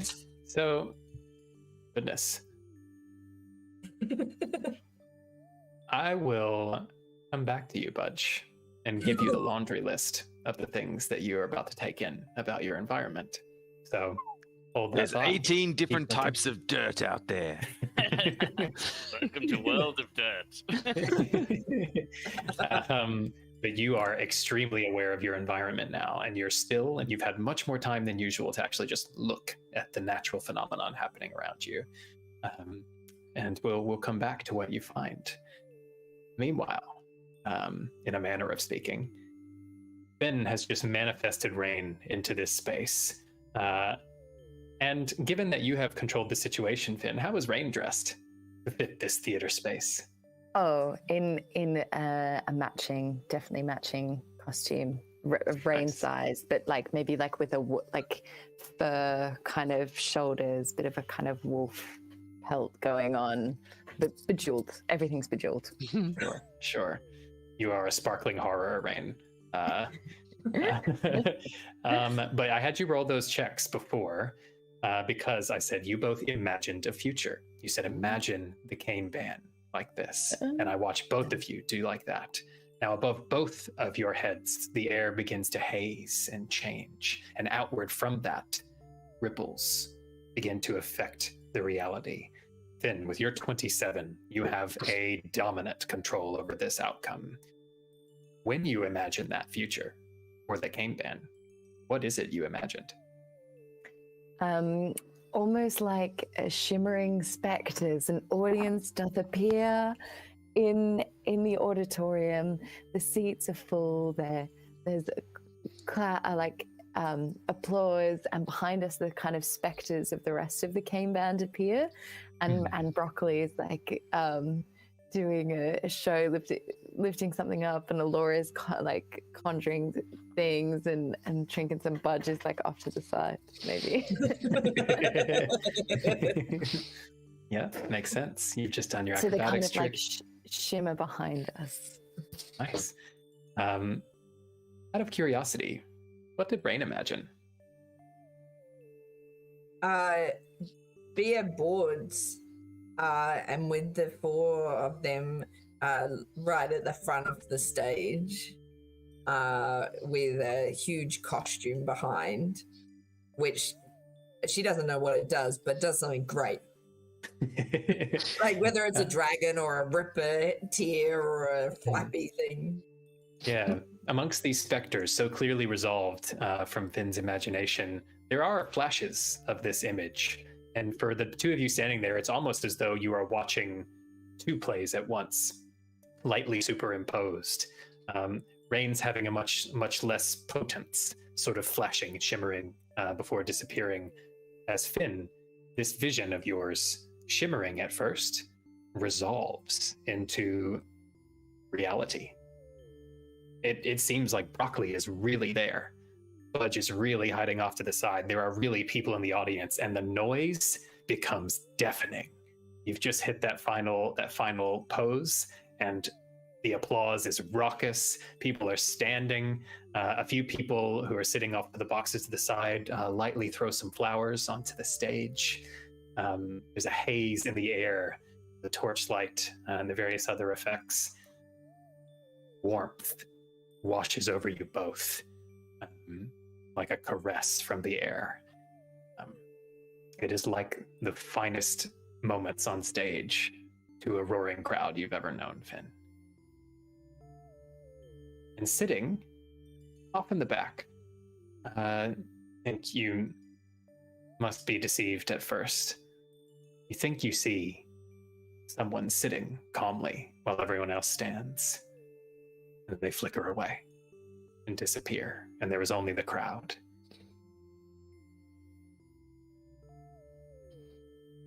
Do you think that is a witch? I believe it. Did thou see her as well? Or see them at the back of the auditorium? I grab my hand. What do you two do? I think Rain, should we follow? And walk towards where they just were. I think Finn is going to walk off the stage down the kind of center aisle and out the doors and imagine that they have entered into a wood. All right. In that case, Finn, I need you to make a performance check with advantage. Now, the way that you are doing this, you are changing scenes, as it were, right? You're leaving this place and manifesting a new one outside the door. 23, right off the bat. You still get to roll again. So probably not that one. Probably, No. It's good to know the dice still have it in them. I'm glad to see. 23. Okay. Now, then what you're proposing is a difficult thing as far as you can feel this as you go. You're walking down the aisle, and this part makes sense in the world you've made. Performers do this sometimes. They take their bows and they might lead through the back. Some people who are more enterprising at the edges might try to reach out and like touch your hand as you go by, and they're all shouting to the two of you as you go. This fits in the world in a way, and you can feel that consistency. It's worked. I didn't break the place that I made. But when you get to that back door, you can feel the force of will that it is taking you to will the outside of this bustling city theater to be an isolated wood. But you exert that force of will. You change your tune, as it were, and the melody changes to match. You close the door behind you, and there is no more door. You are in this isolated wooded area. What's it like? It is. It's night. It's nighttime, and there's the sound of in the distance a wolf cry. And there's a lake with a shimmery moon that's reflected across the water's surface. Rain. Everything about this place is familiar in that uncanny way, like deja vu. a place you've seen before but can't remember. It is vivid. It is real. You can feel the grass. You can smell pollen on the wind, and you can smell prey. This is as real as any woodlands you have ever walked into, and you hear that howl, and it's familiar, like a howl you've heard before. Butch, back watching as you are at the dome, it suddenly is obvious to you how much life there is in this strange place. The river you noticed before is flowing directly out of a wall on one side. It's flowing directly into a wall on the other. There is no tunnel there. You also note that there are a number of strange plant life and fungal life growing around the banks of this river. There are a number of flowers, which is odd. They tend to like sunshine, as it were. There's certainly never sunshine in this place. They are vibrant. With your dark vision, it's hard to see specifically, but they are like red and orange, brilliant blooms growing alongside the river. And there are also a number of mushrooms, and there is one very strange plant that you have definitely never seen before, growing just along the riverbank. It's got like a kind of longish stalk and two big pear-shaped leaves coming off. And it seems very firmly rooted in a place where a plant like that should have no business being. We really shouldn't.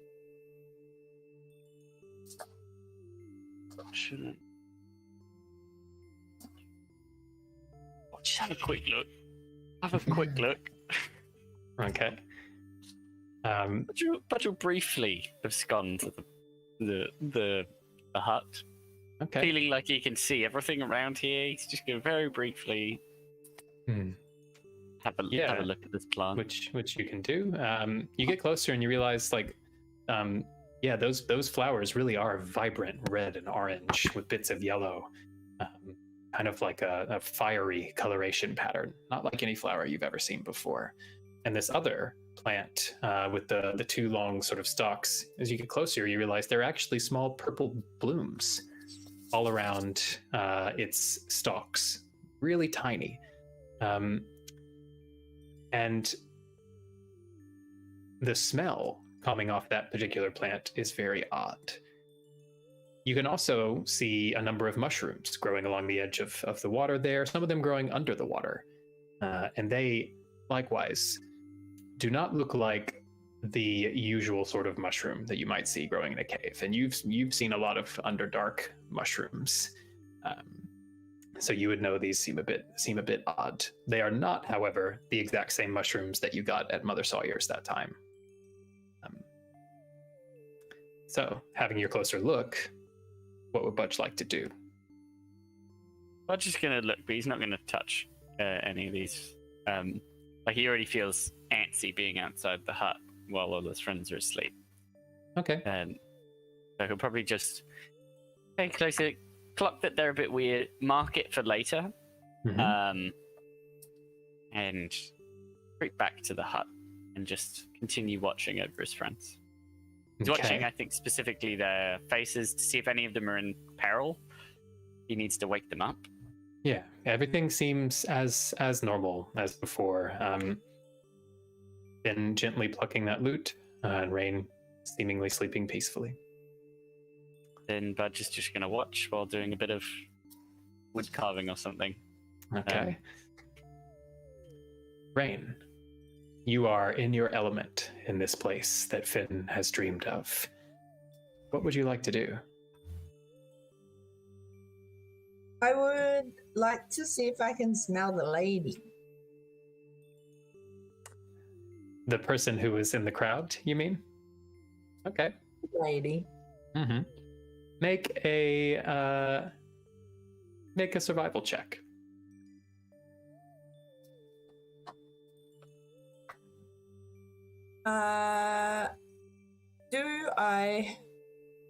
You have advantage. Right.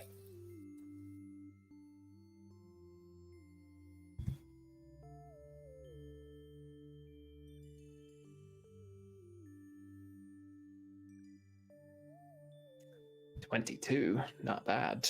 See if you crit. Been in the air, so close. Okay, 22. Rain, you begin to move around this space with a predator's eyes and nose and ears. I am holding Finn's hand though. So you don't leave Finn's side. No, dragging Finn through the forest. Okay. Finn, you might notice that due to the strength of your will to change this place, it seems like your clothing is naturally inclined to change to match this environment. Is that something you would allow to happen, or would you stay in your? Yeah. Okay. All right. Then it would keep the two of you in a sort of trackers or rangers outfit. Now, you're dressed rather like Budge, to be honest, with your leathers and you have packs and owlbear cloaks. Just watching Rain's face in disgust. With your high roll on survival, Rain, it is just like real life. Everything about this feels real. You can smell and taste and hear things on the wind. And soon enough, a familiar taste on the air, almost iron rich, metallic, like the taste of blood, like a wounded beast is nearby.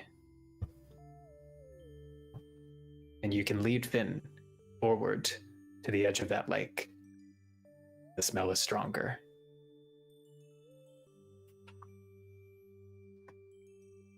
There is movement beneath the waves. Slight ripple. Something crests the surface for a moment and then goes under, like a fish jumping, not quite clearing the water. Something is down there. Finn, are you dreaming the Loch Ness monster? I have not heard of this singular beast.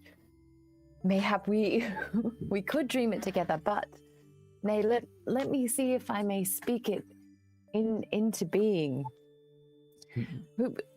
Rain, tell me, it is the wolf, the witch, and the white. This is what was spoken to thee. Aye. Okay. The wolf, the witch, and the white.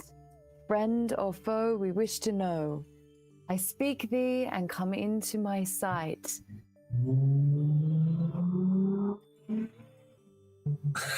Make a performance check with advantage, please. Summoner of engines. A great growling. Yeah. You got the wolf. Yeah. Yeah. Yeah, that's 27. Followed by you seriously just rolled a 19 and then a 20. Hopefully it comes into, or who knows what's going to come into our side though. Mad day, ladies and gentlemen. Mad day. Mad day. Then you utter your rhyme. Cryptic and short, but direct. The water stills. And then it roils. And then it stills again. As though great, violent gestures and thrashing happened underneath. And then that surface breaks. There is a head. And a humanoid figure steps forward. And Finn, you are looking at yourself. But something is wrong. The image is not perfect. It is flickering, hazing, jumping in and out, and the figure is gritting its teeth. And the eyes that were just like yours, Finn, they change. The pupils expand to cover the irises and blacken them entirely. And then that blackness continues to cover the entire sclera of the eye, so that both eyes are utterly black. The face that is your face begins to shift. It is no longer your face. It is the face of a very slenderly built man with pale complexion, black eyes, fine, luxurious dark hair. As he steps out of the water, instead of being in your exact clothes, those two begin to shift. He is wearing a simple jerkin, mostly undone in the front, and trousers that are in a sort of sorry state. They are partially pulled up to one side, his sock pulled up too far and torn. He's got old boots that are mostly untied. He stares at you. You've never seen this face, but that stare feels familiar.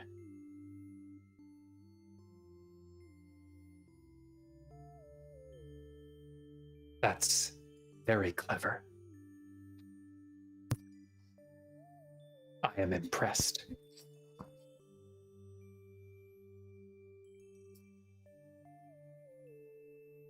Pray tell, who art thou?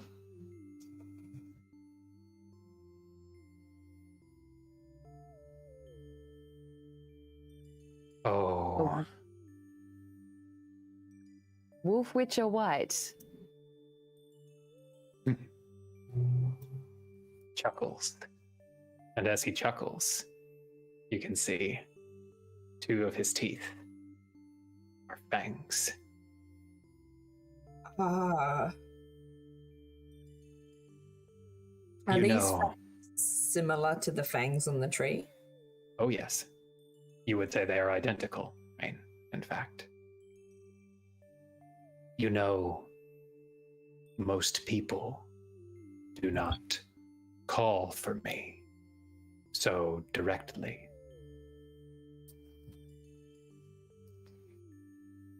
They are always surprised to learn just how simple it can be.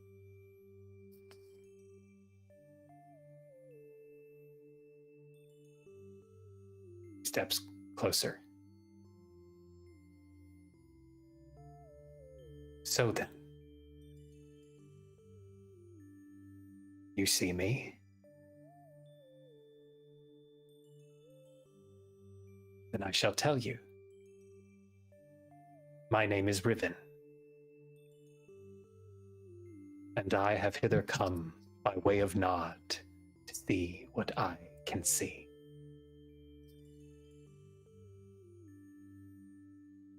Well met, Riven. Well met, Rain. And shall we call thee friend or foe? It was what we did wish to know. You speak that rhyme. Flinches.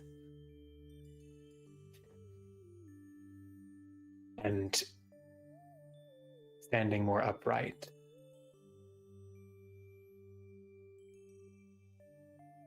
You may call me what you wish.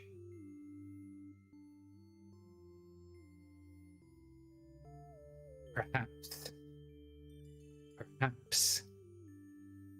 we can be of use to each other, Mistress Finn.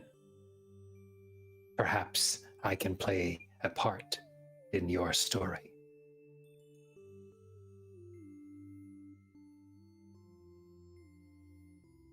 Rain takes a big sniff to see if this sniff is familiar.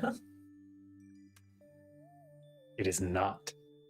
And It is. in a way, it is. Much like a perfume, Rain has multiple notes. Something that first hits you, and then you get that ungent undernote.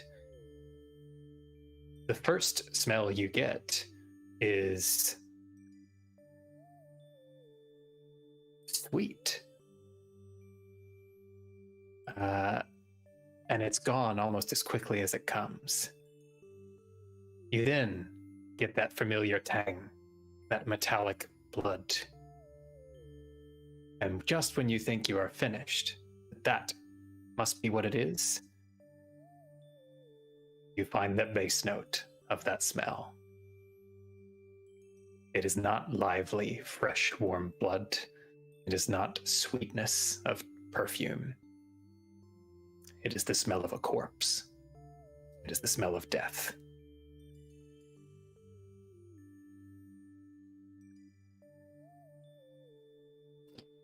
Wherefore dost thou dwell in this place, Riven, and not in the land of the living?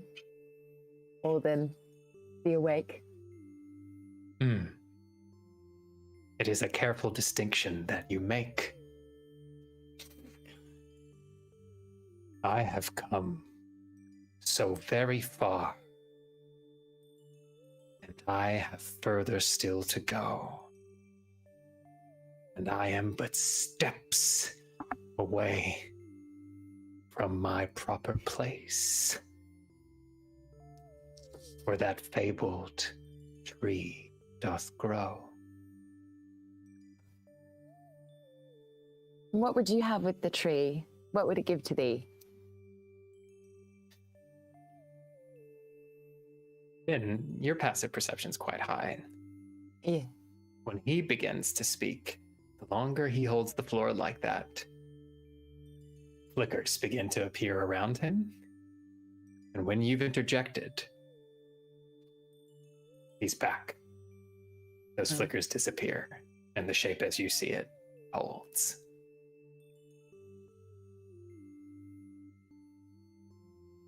I would but walk through my own stage door. Ah, but now we have the floor, Riven. Dost thou wish to go somewhere? Aye, mine exit doth beckon to me. It is past my cue, and I know that is where I should like to be. The clothes begin to change to match the leathers that you wear, Finn.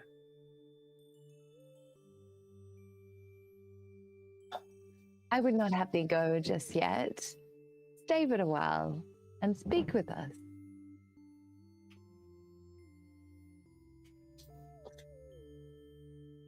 You have laid your trap most cunningly, and so this path with you I'll run. We'll see who speaks more stunningly. Perhaps a new tale has just begun. The moon clouds behind you and is obscured. The night is darker. And the river, not river, but rather lake that you have conjured begins to roil again. Riven's eyes are on you, Finn, and he takes another step closer. Would you like to hear my tale?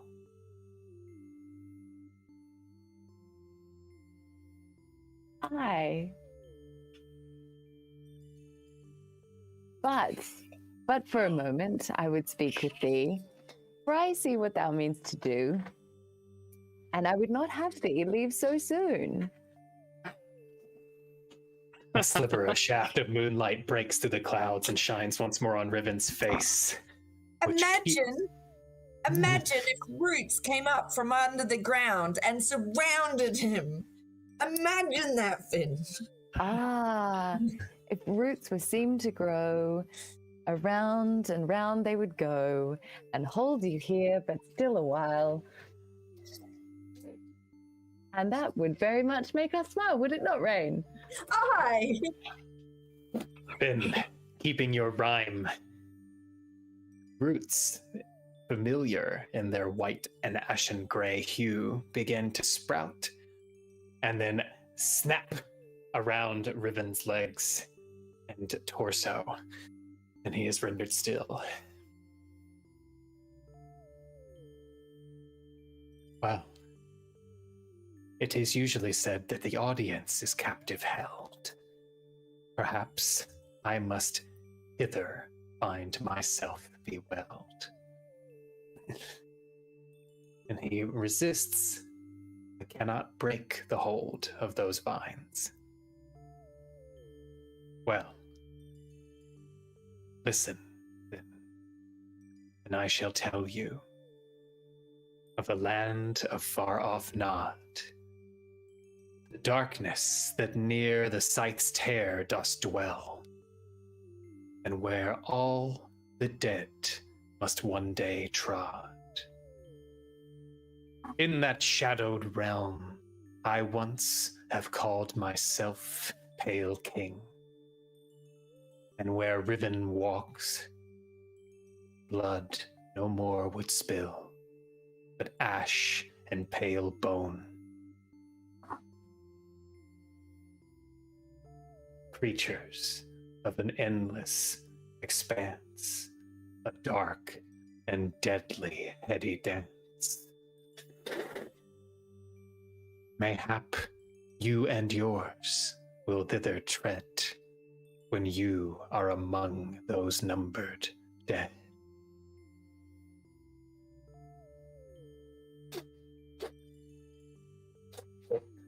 I do believe we have a demon in our presence.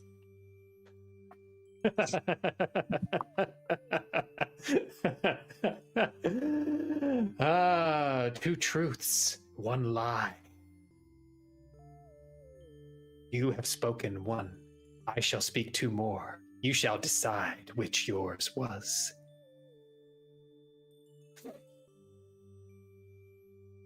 Here is one. You two, upon my lands, once each have trod. I know thy scent, I know thy step. You have stood on the ground of Nod. But your stay was so short. Why, how quickly you were pulled back. Next time, mayhap, 'twill be not so sure. Next time. Security you shall lack.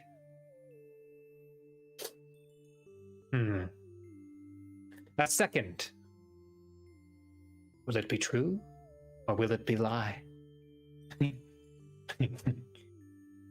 No demon, Riven.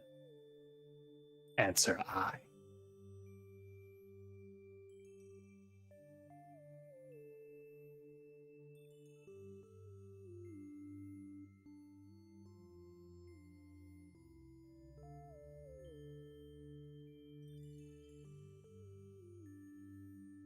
What would you do if you had your tree, Riven?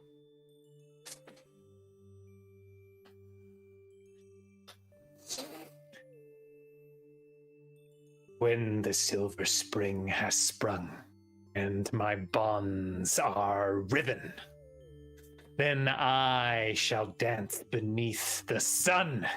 I truly riven. No more bound beneath the moon, no more in darkness kept.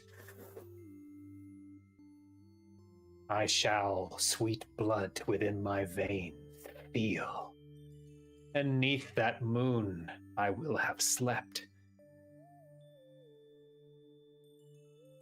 I have been trapped for far too long. I hear sunshine beckon. And from that tree, as you speak, the darkness that was beginning to surround him begins to flicker. His hands were beginning to come forward, and those roots grab his arms and pull them back. Would you not wish to hear my tale? Nay, thy tale has gone too long. But now I wish to sing another song. Rain, what shall we do? Who answer me this one last thing, and I shall release thee from thy rooted bonds. Who keeps thee in this watery place beneath this moon?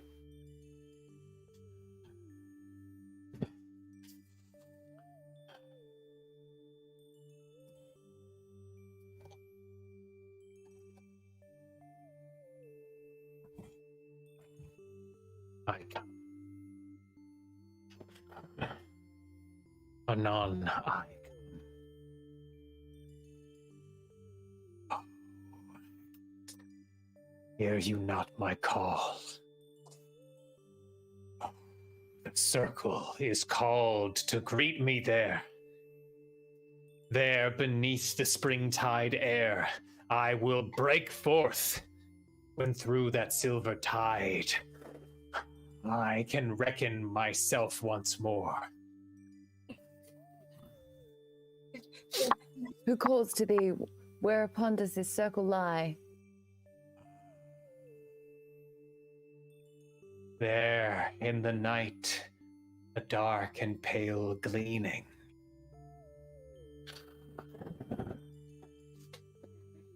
Oh, their blood, it pumps. I hear it.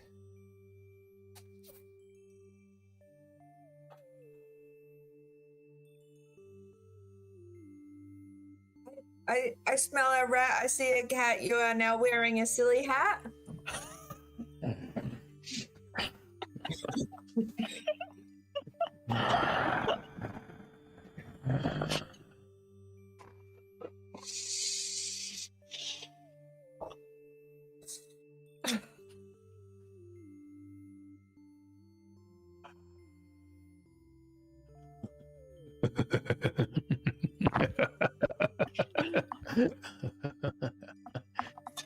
Speak, where does the circle lie?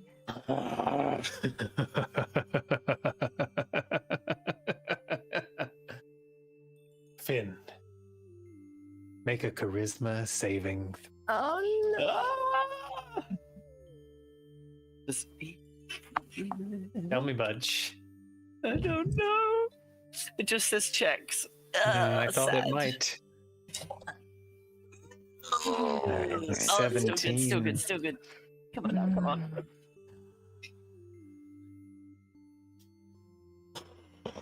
Cracks goes the right side of Riven's arm. Outward, with supernatural length, it stretches and grabs the back of your neck, Finn, and drags you forward.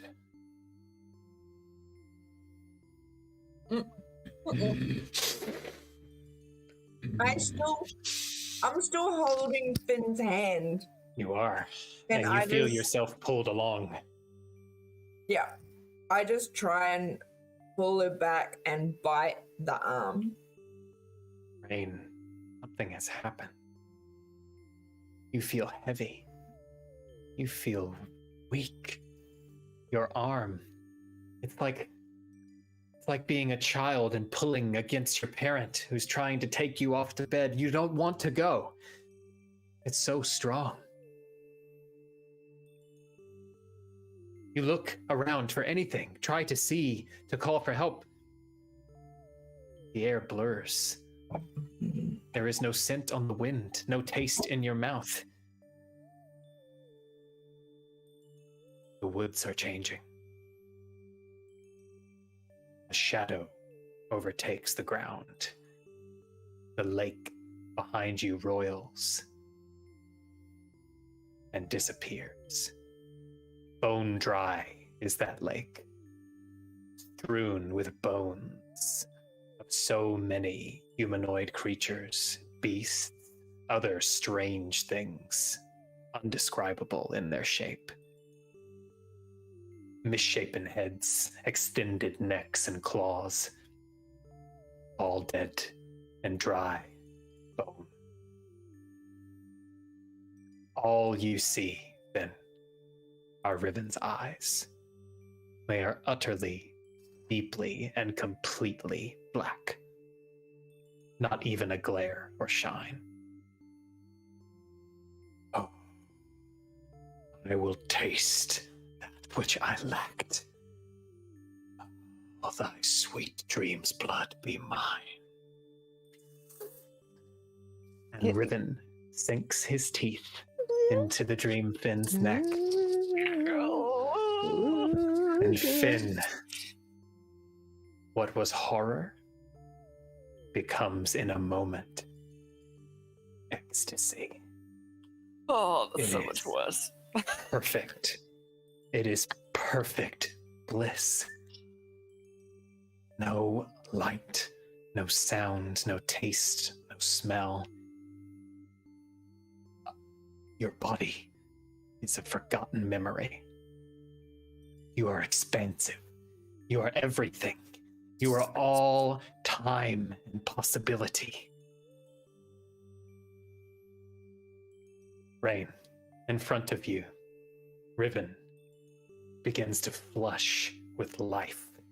The pale complexion of his skin begins to rosy and glow.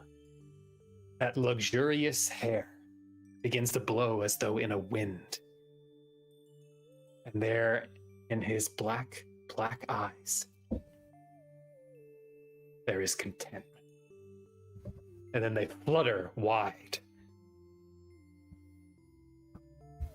And Riven's clothes begin to take on various hues. All of the beauteous outfits that Finn has been wearing in these dreamscapes on the stage. And then Riven begins to take on Finn's form. I am doing anything I can to get to him. Now, Rain, you can feel the world changing. It is clouding in around your mind. You would like. You can make a charisma check to try to exert your will and your imagination upon this place. Mm.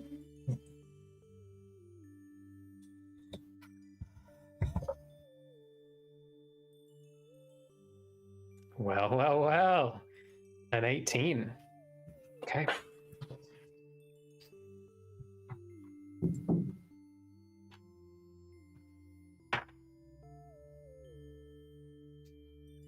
Rain, what do you want to be true? I just want to put my claws in those eyes. All right. Rain, so little about the world needs to change. So little about it needs to change. So it doesn't. What changes is you. You feel strength in your arms once more. Pulling on Finn, you feel that you have your strength. Finn is not moving. Finn is held fast with a great strength and grip. But you have your claws. What are you going to do with them? Sink them deep into those black abysmal eyes. I would like for you to make an attack roll with advantage, please. Attack. It's just like your unarmed strike, what you normally do when you're wolfed out. Strike.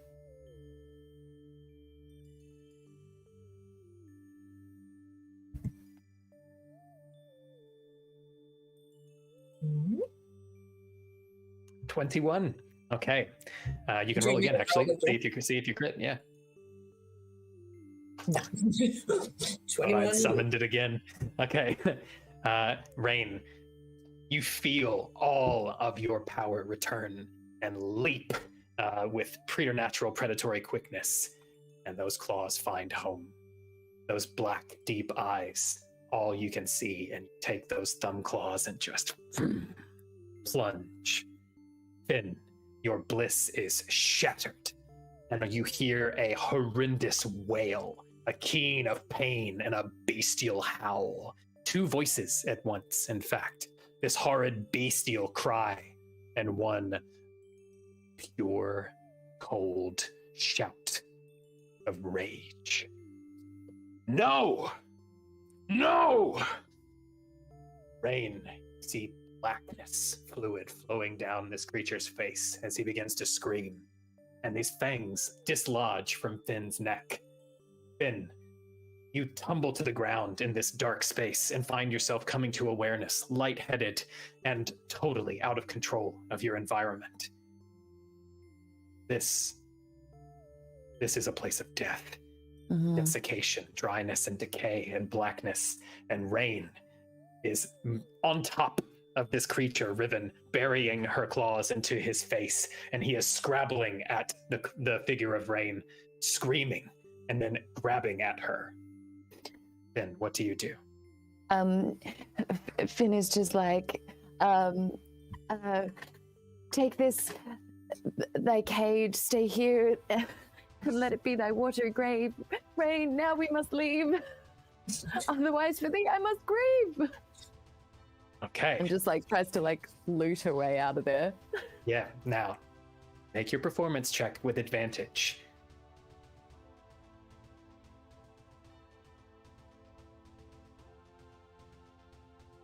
Ooh, flirting with it.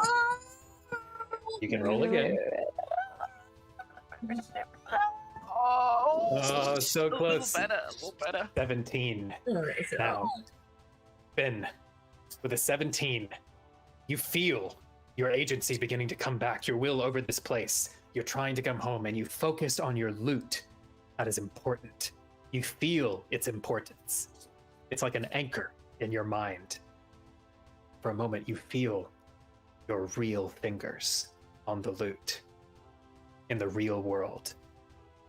You play. Begin to play. You speak your rhyme in the real world. Budge, you would hear this, then say this out loud. Rain, as you're digging your claws into these eyes, Riven screams again, and then thrusts you back. And Rain, you fly upward into the air, and you stay still in the air in front of him, your arms outward, and he is striding towards you, eyes bleeding blackness coming directly at you, Rain. If she will not be the bridge, then it is the wild hunt, and dives forward and attempts to sink his teeth into you, Rain. And that is the last thing you see as your vision clouds. And around you, instead of the shadowy dark land, there is once more the inside of the warm and safe tiny hut. And a very concerned looking Budge awaits over you, staring at you very concernedly.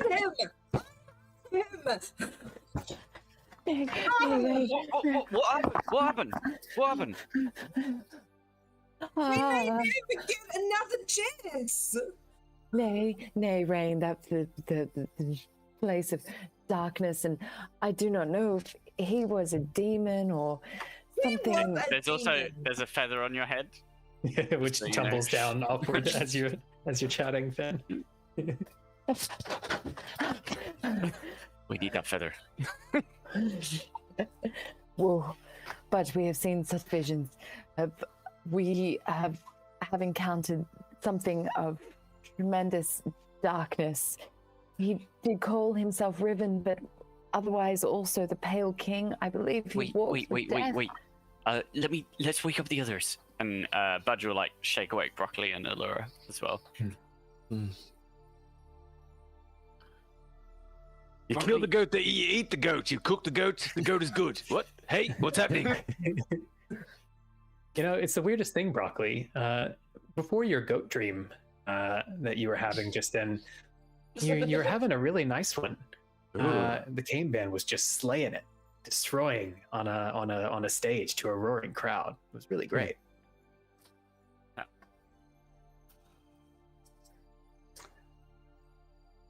We should do more shows. Does that not think? Shows we shall do in the future, but right now we have to worry about the circle of witches who are trying to bring the Pale King, dark overlord of darkness, into the waking elf. Slow down. Right. Yeah. Keep up. Well, I'm trying, but like, I Pale can't force king that. with the black eyes. He's gonna Wait, wreak eyes. death upon the earth. The king's pale as well, like the tree.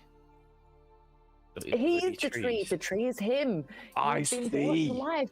He's been trapped in a tree. I know not, but on the springtide, he shall be brought forth. Oh, well, it's up to us to stop this coming forth of the demon tree. What's the season at the moment? It's spring. It's snowbreak. Yeah, it's right? spring.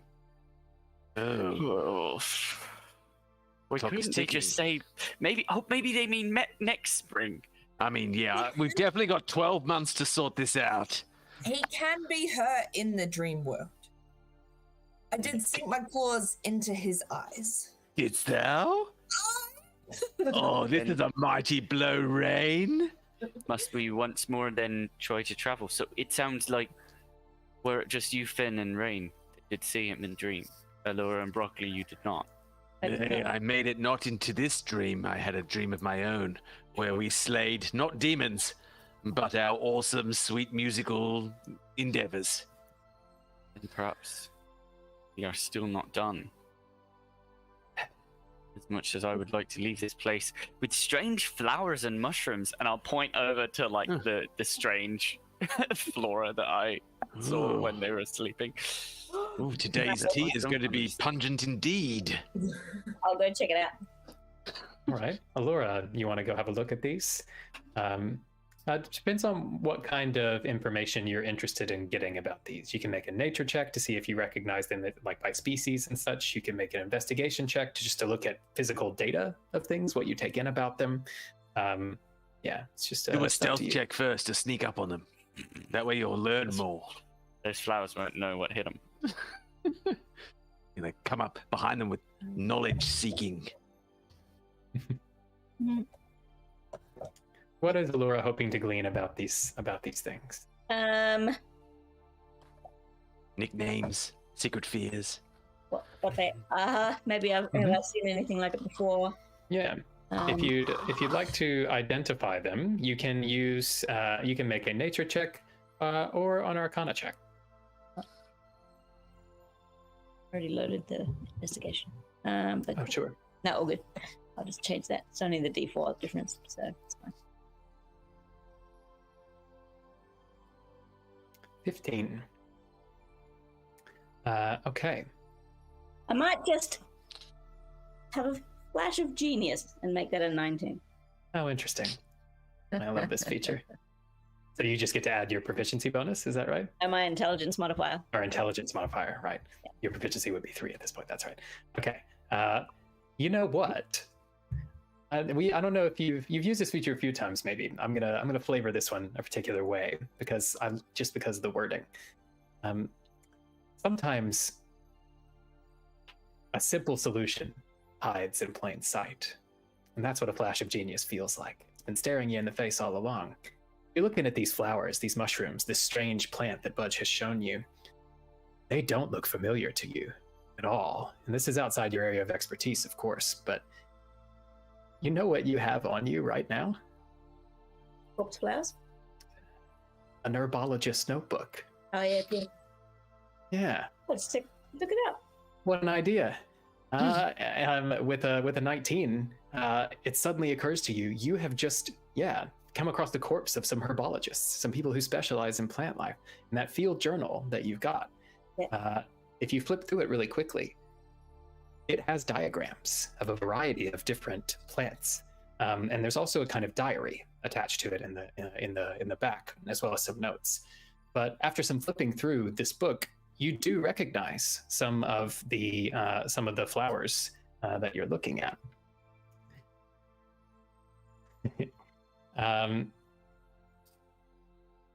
The red and yellow and orange flowers are identified as torch blooms.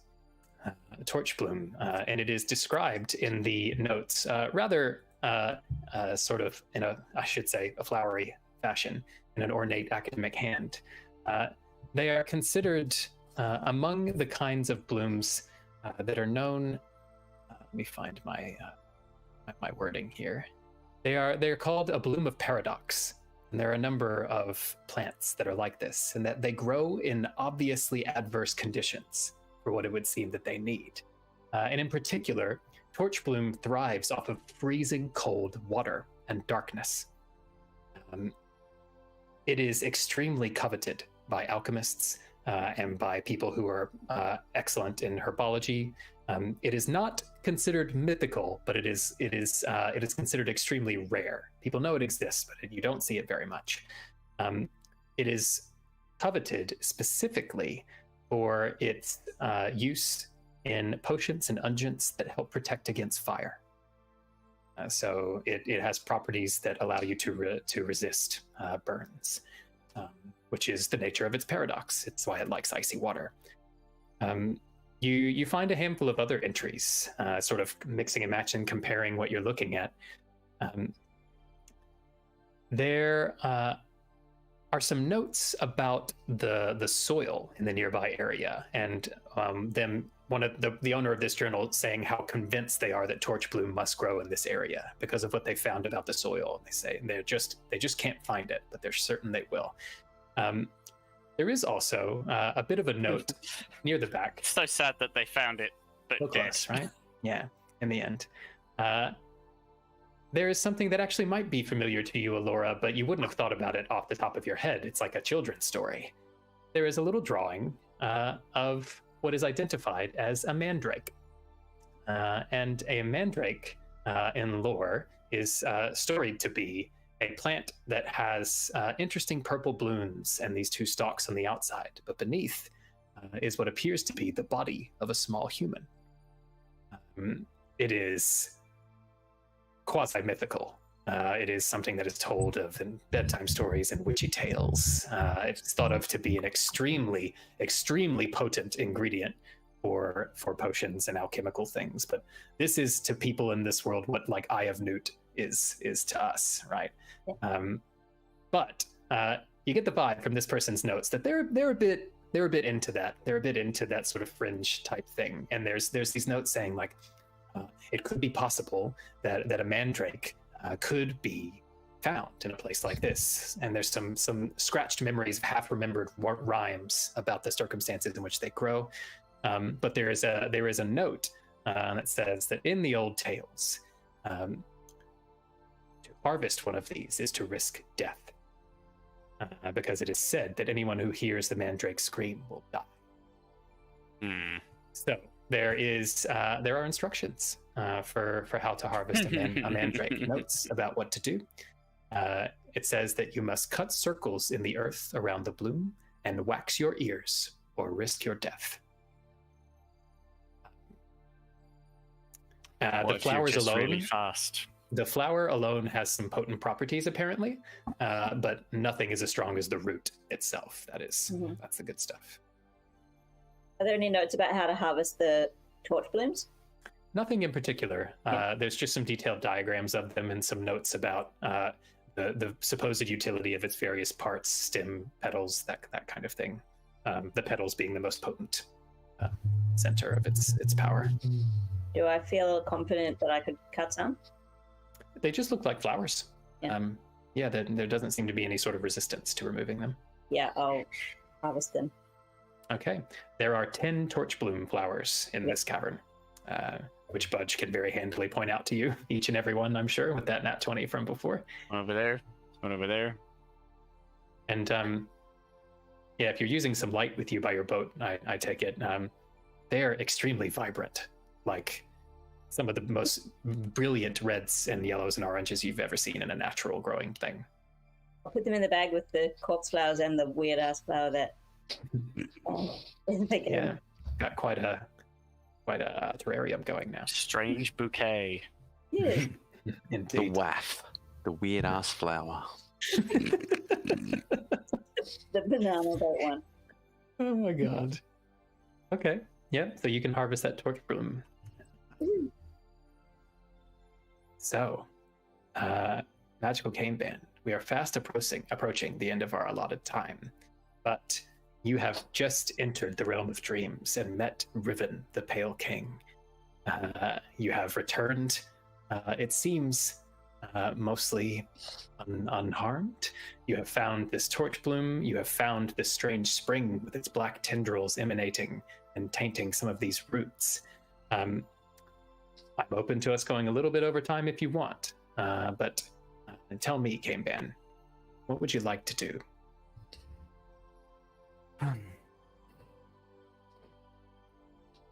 Well, do we re-enter the dream and try and stop him, or do we? I believe he spoke of a circle of people who wish to conjure him. Mayhap our next task is to find. He called out to Hecate. Perhaps we need to find the followers. Perhaps. Yeah. We should go talk to Ichabod or find somewhere safe to camp and perhaps you wind your string around your finger again, Finn, and you ask her. But yes. I think it unwise for us to rush back into the realm of dreams to take on some. Well, I don't know what. No, we are most certainly to gird our loins and become warriors of dreams and fight this evil that so threatens us, but we are not yet prepared to take this leap. No. That is loser. It's true. It's true what you say, Rain. Let us go now into dreams and face this foe. Awesome. And ask perhaps Riven could be a valuable member of the Cane Band if we so pose the question. Imagine the Pale King there on stage with us. His eyes do bleed black after I floored them. Would the audience not enjoy such a sight as this? I do worry. They would not enjoy such a sight as this. If we do spend this time gathering more information before we complete his elimination, he might come to this nation. Mm-hmm.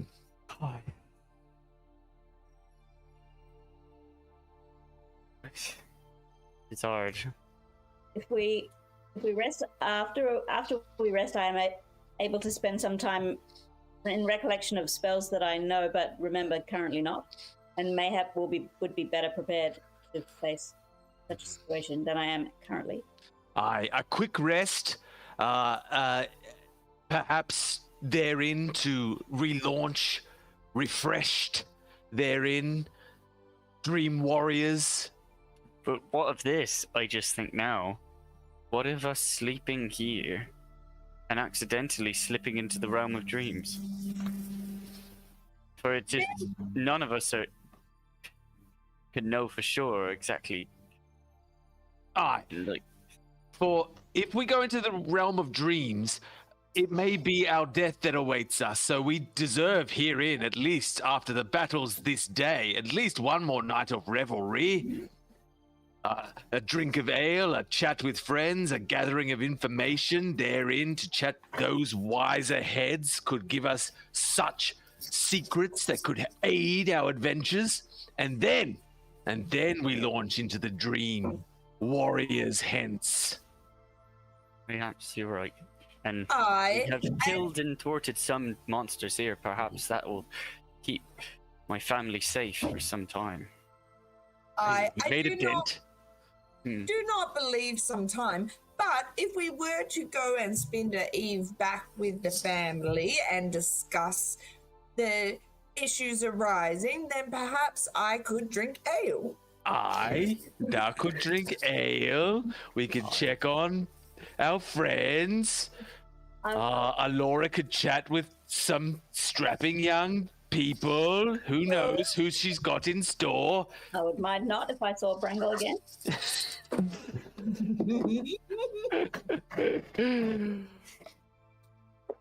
So then let us travel. And I get my spell slots back. Win-win. Here's the problem then. I believe darkness has fallen outside. It is the so let's see. You had your sort of time in the dream. it is definitely night by this point. So it is up to you how you'd like to spend your time. Probably can illuminate our way, Butch. Oh, it is not a simple fear of tripping over roots, Alora, that I'm worried about. But the creatures that prowl using night as its shadows. How many creatures who use night as a shadow walk intentionally into a bright light group of people? Prefer to stay in the dark. And perhaps word of our prowess parts has of the woods, I spread. would not know. Yeah, all the creatures herein have heard tell of what we can do. In truth, there are beasts and creatures that will approach when hungry or territorial to light and out of curiosity and finding warm bodies think to make a feast of us. Dost thou fear them, Budge? Dost thou fear these creatures? Let us travel, all right? Yeah. Time. Let us head up out of this hole that we did jump down. All right. So you're going to head out of the cave and go travel the Moonwood by night. Everyone, up on the invisible platform. I cannot go much later tonight, unfortunately. Yeah, no, that's fine. I think we're hitting our point. Now, you crawl, walk / clamber your way up the short passage into the night air. There is cloud cover, but faint moonlight coming through. Those of you with dark vision can see fine. Those of you who do not will need probably some assistance, or to activate some light, or to be around Alora's boat.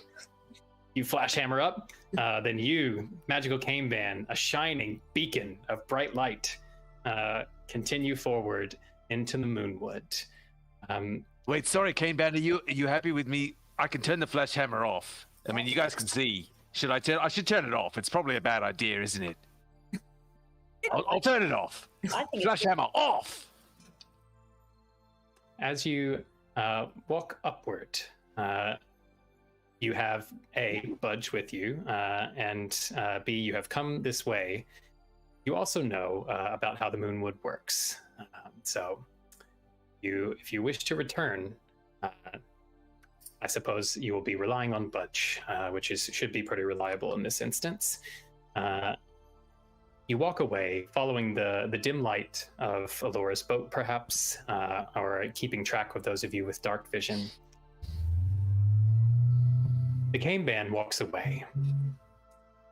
But I would like for all of you to see something that the Cane Band doesn't see. Oh no. The dim light of your boat ascends slowly up the valley, back the direction from whence you came.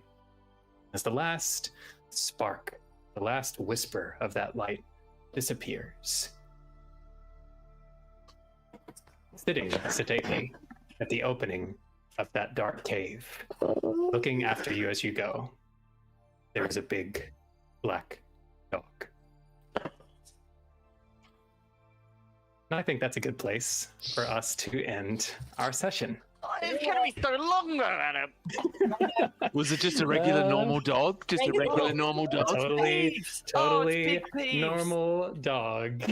And that is where we will end our session for the night, and indeed our sessions for the year. Oh my lord. That is the end of the 12th Magical Cane Band session. We began doing Dungeons & Dragons in Shakespearean style with Bardic Inspiration when the war began with the plague. First, perhaps out of desperation to do something related to performance, and also maybe just to hang out with our friends in May of 2020. But it's been an absolute honor to be able to stream these live for y'all for the last 6 months or so, and a real great joy and a learning experience. And I look forward to it every week. So we should wrap up as we always do by extending gratitude to those who are very deserving. To Matt Day, as always, our technomancer, for creating Rollcast out of the goodness of his heart and as an experiment with tech at the beginning of all this, because he knew that we had a wish list that we didn't know we had a fairy godmother to wish to. So thank you very much for that. It's so exciting to be able to use it. Thank you to Eric Matthias, who created soundimage.org, which allows us to use these musical tracks. And thank you to all artists out there who are making your tracks available, either for purchase or for free to people to use in their games. It really does make it a little bit magic. I have to reiterate from before, if you have not yet, please subscribe to our channel here so you can get notified when we return or do other things. And follow us at Bardic_inspo on Twitter and TikTok. You can also sign up to the Soothplayers mailing list at soothplayers.com if you'd like. We have a mailing list that will give you periodic updates as well for both these and our live shows, which are coming back. We're going to improvise Shakespeare on real stages coming up next year in Melbourne. So if you're in Melbourne or coming to Melbourne, look us up at soothplayers.com. We'll be around, and we'd love to hear from you if you've ever seen this show. It would really make our day. And just a little bit of a teaser. Stick around, because 2022's got some interesting things in store for Bardic Inspiration, and I cannot wait to make the announcements that are required for that. So consider yourself justly teased. However, it is that time. So having thanked some of the great patrons of our art, I must also thank our wonderful players for mucking in and doing this every week, for being so creative and interested and interesting, and always making my face hurt at the end of every session with laughter as well as flash hammer radiant pain.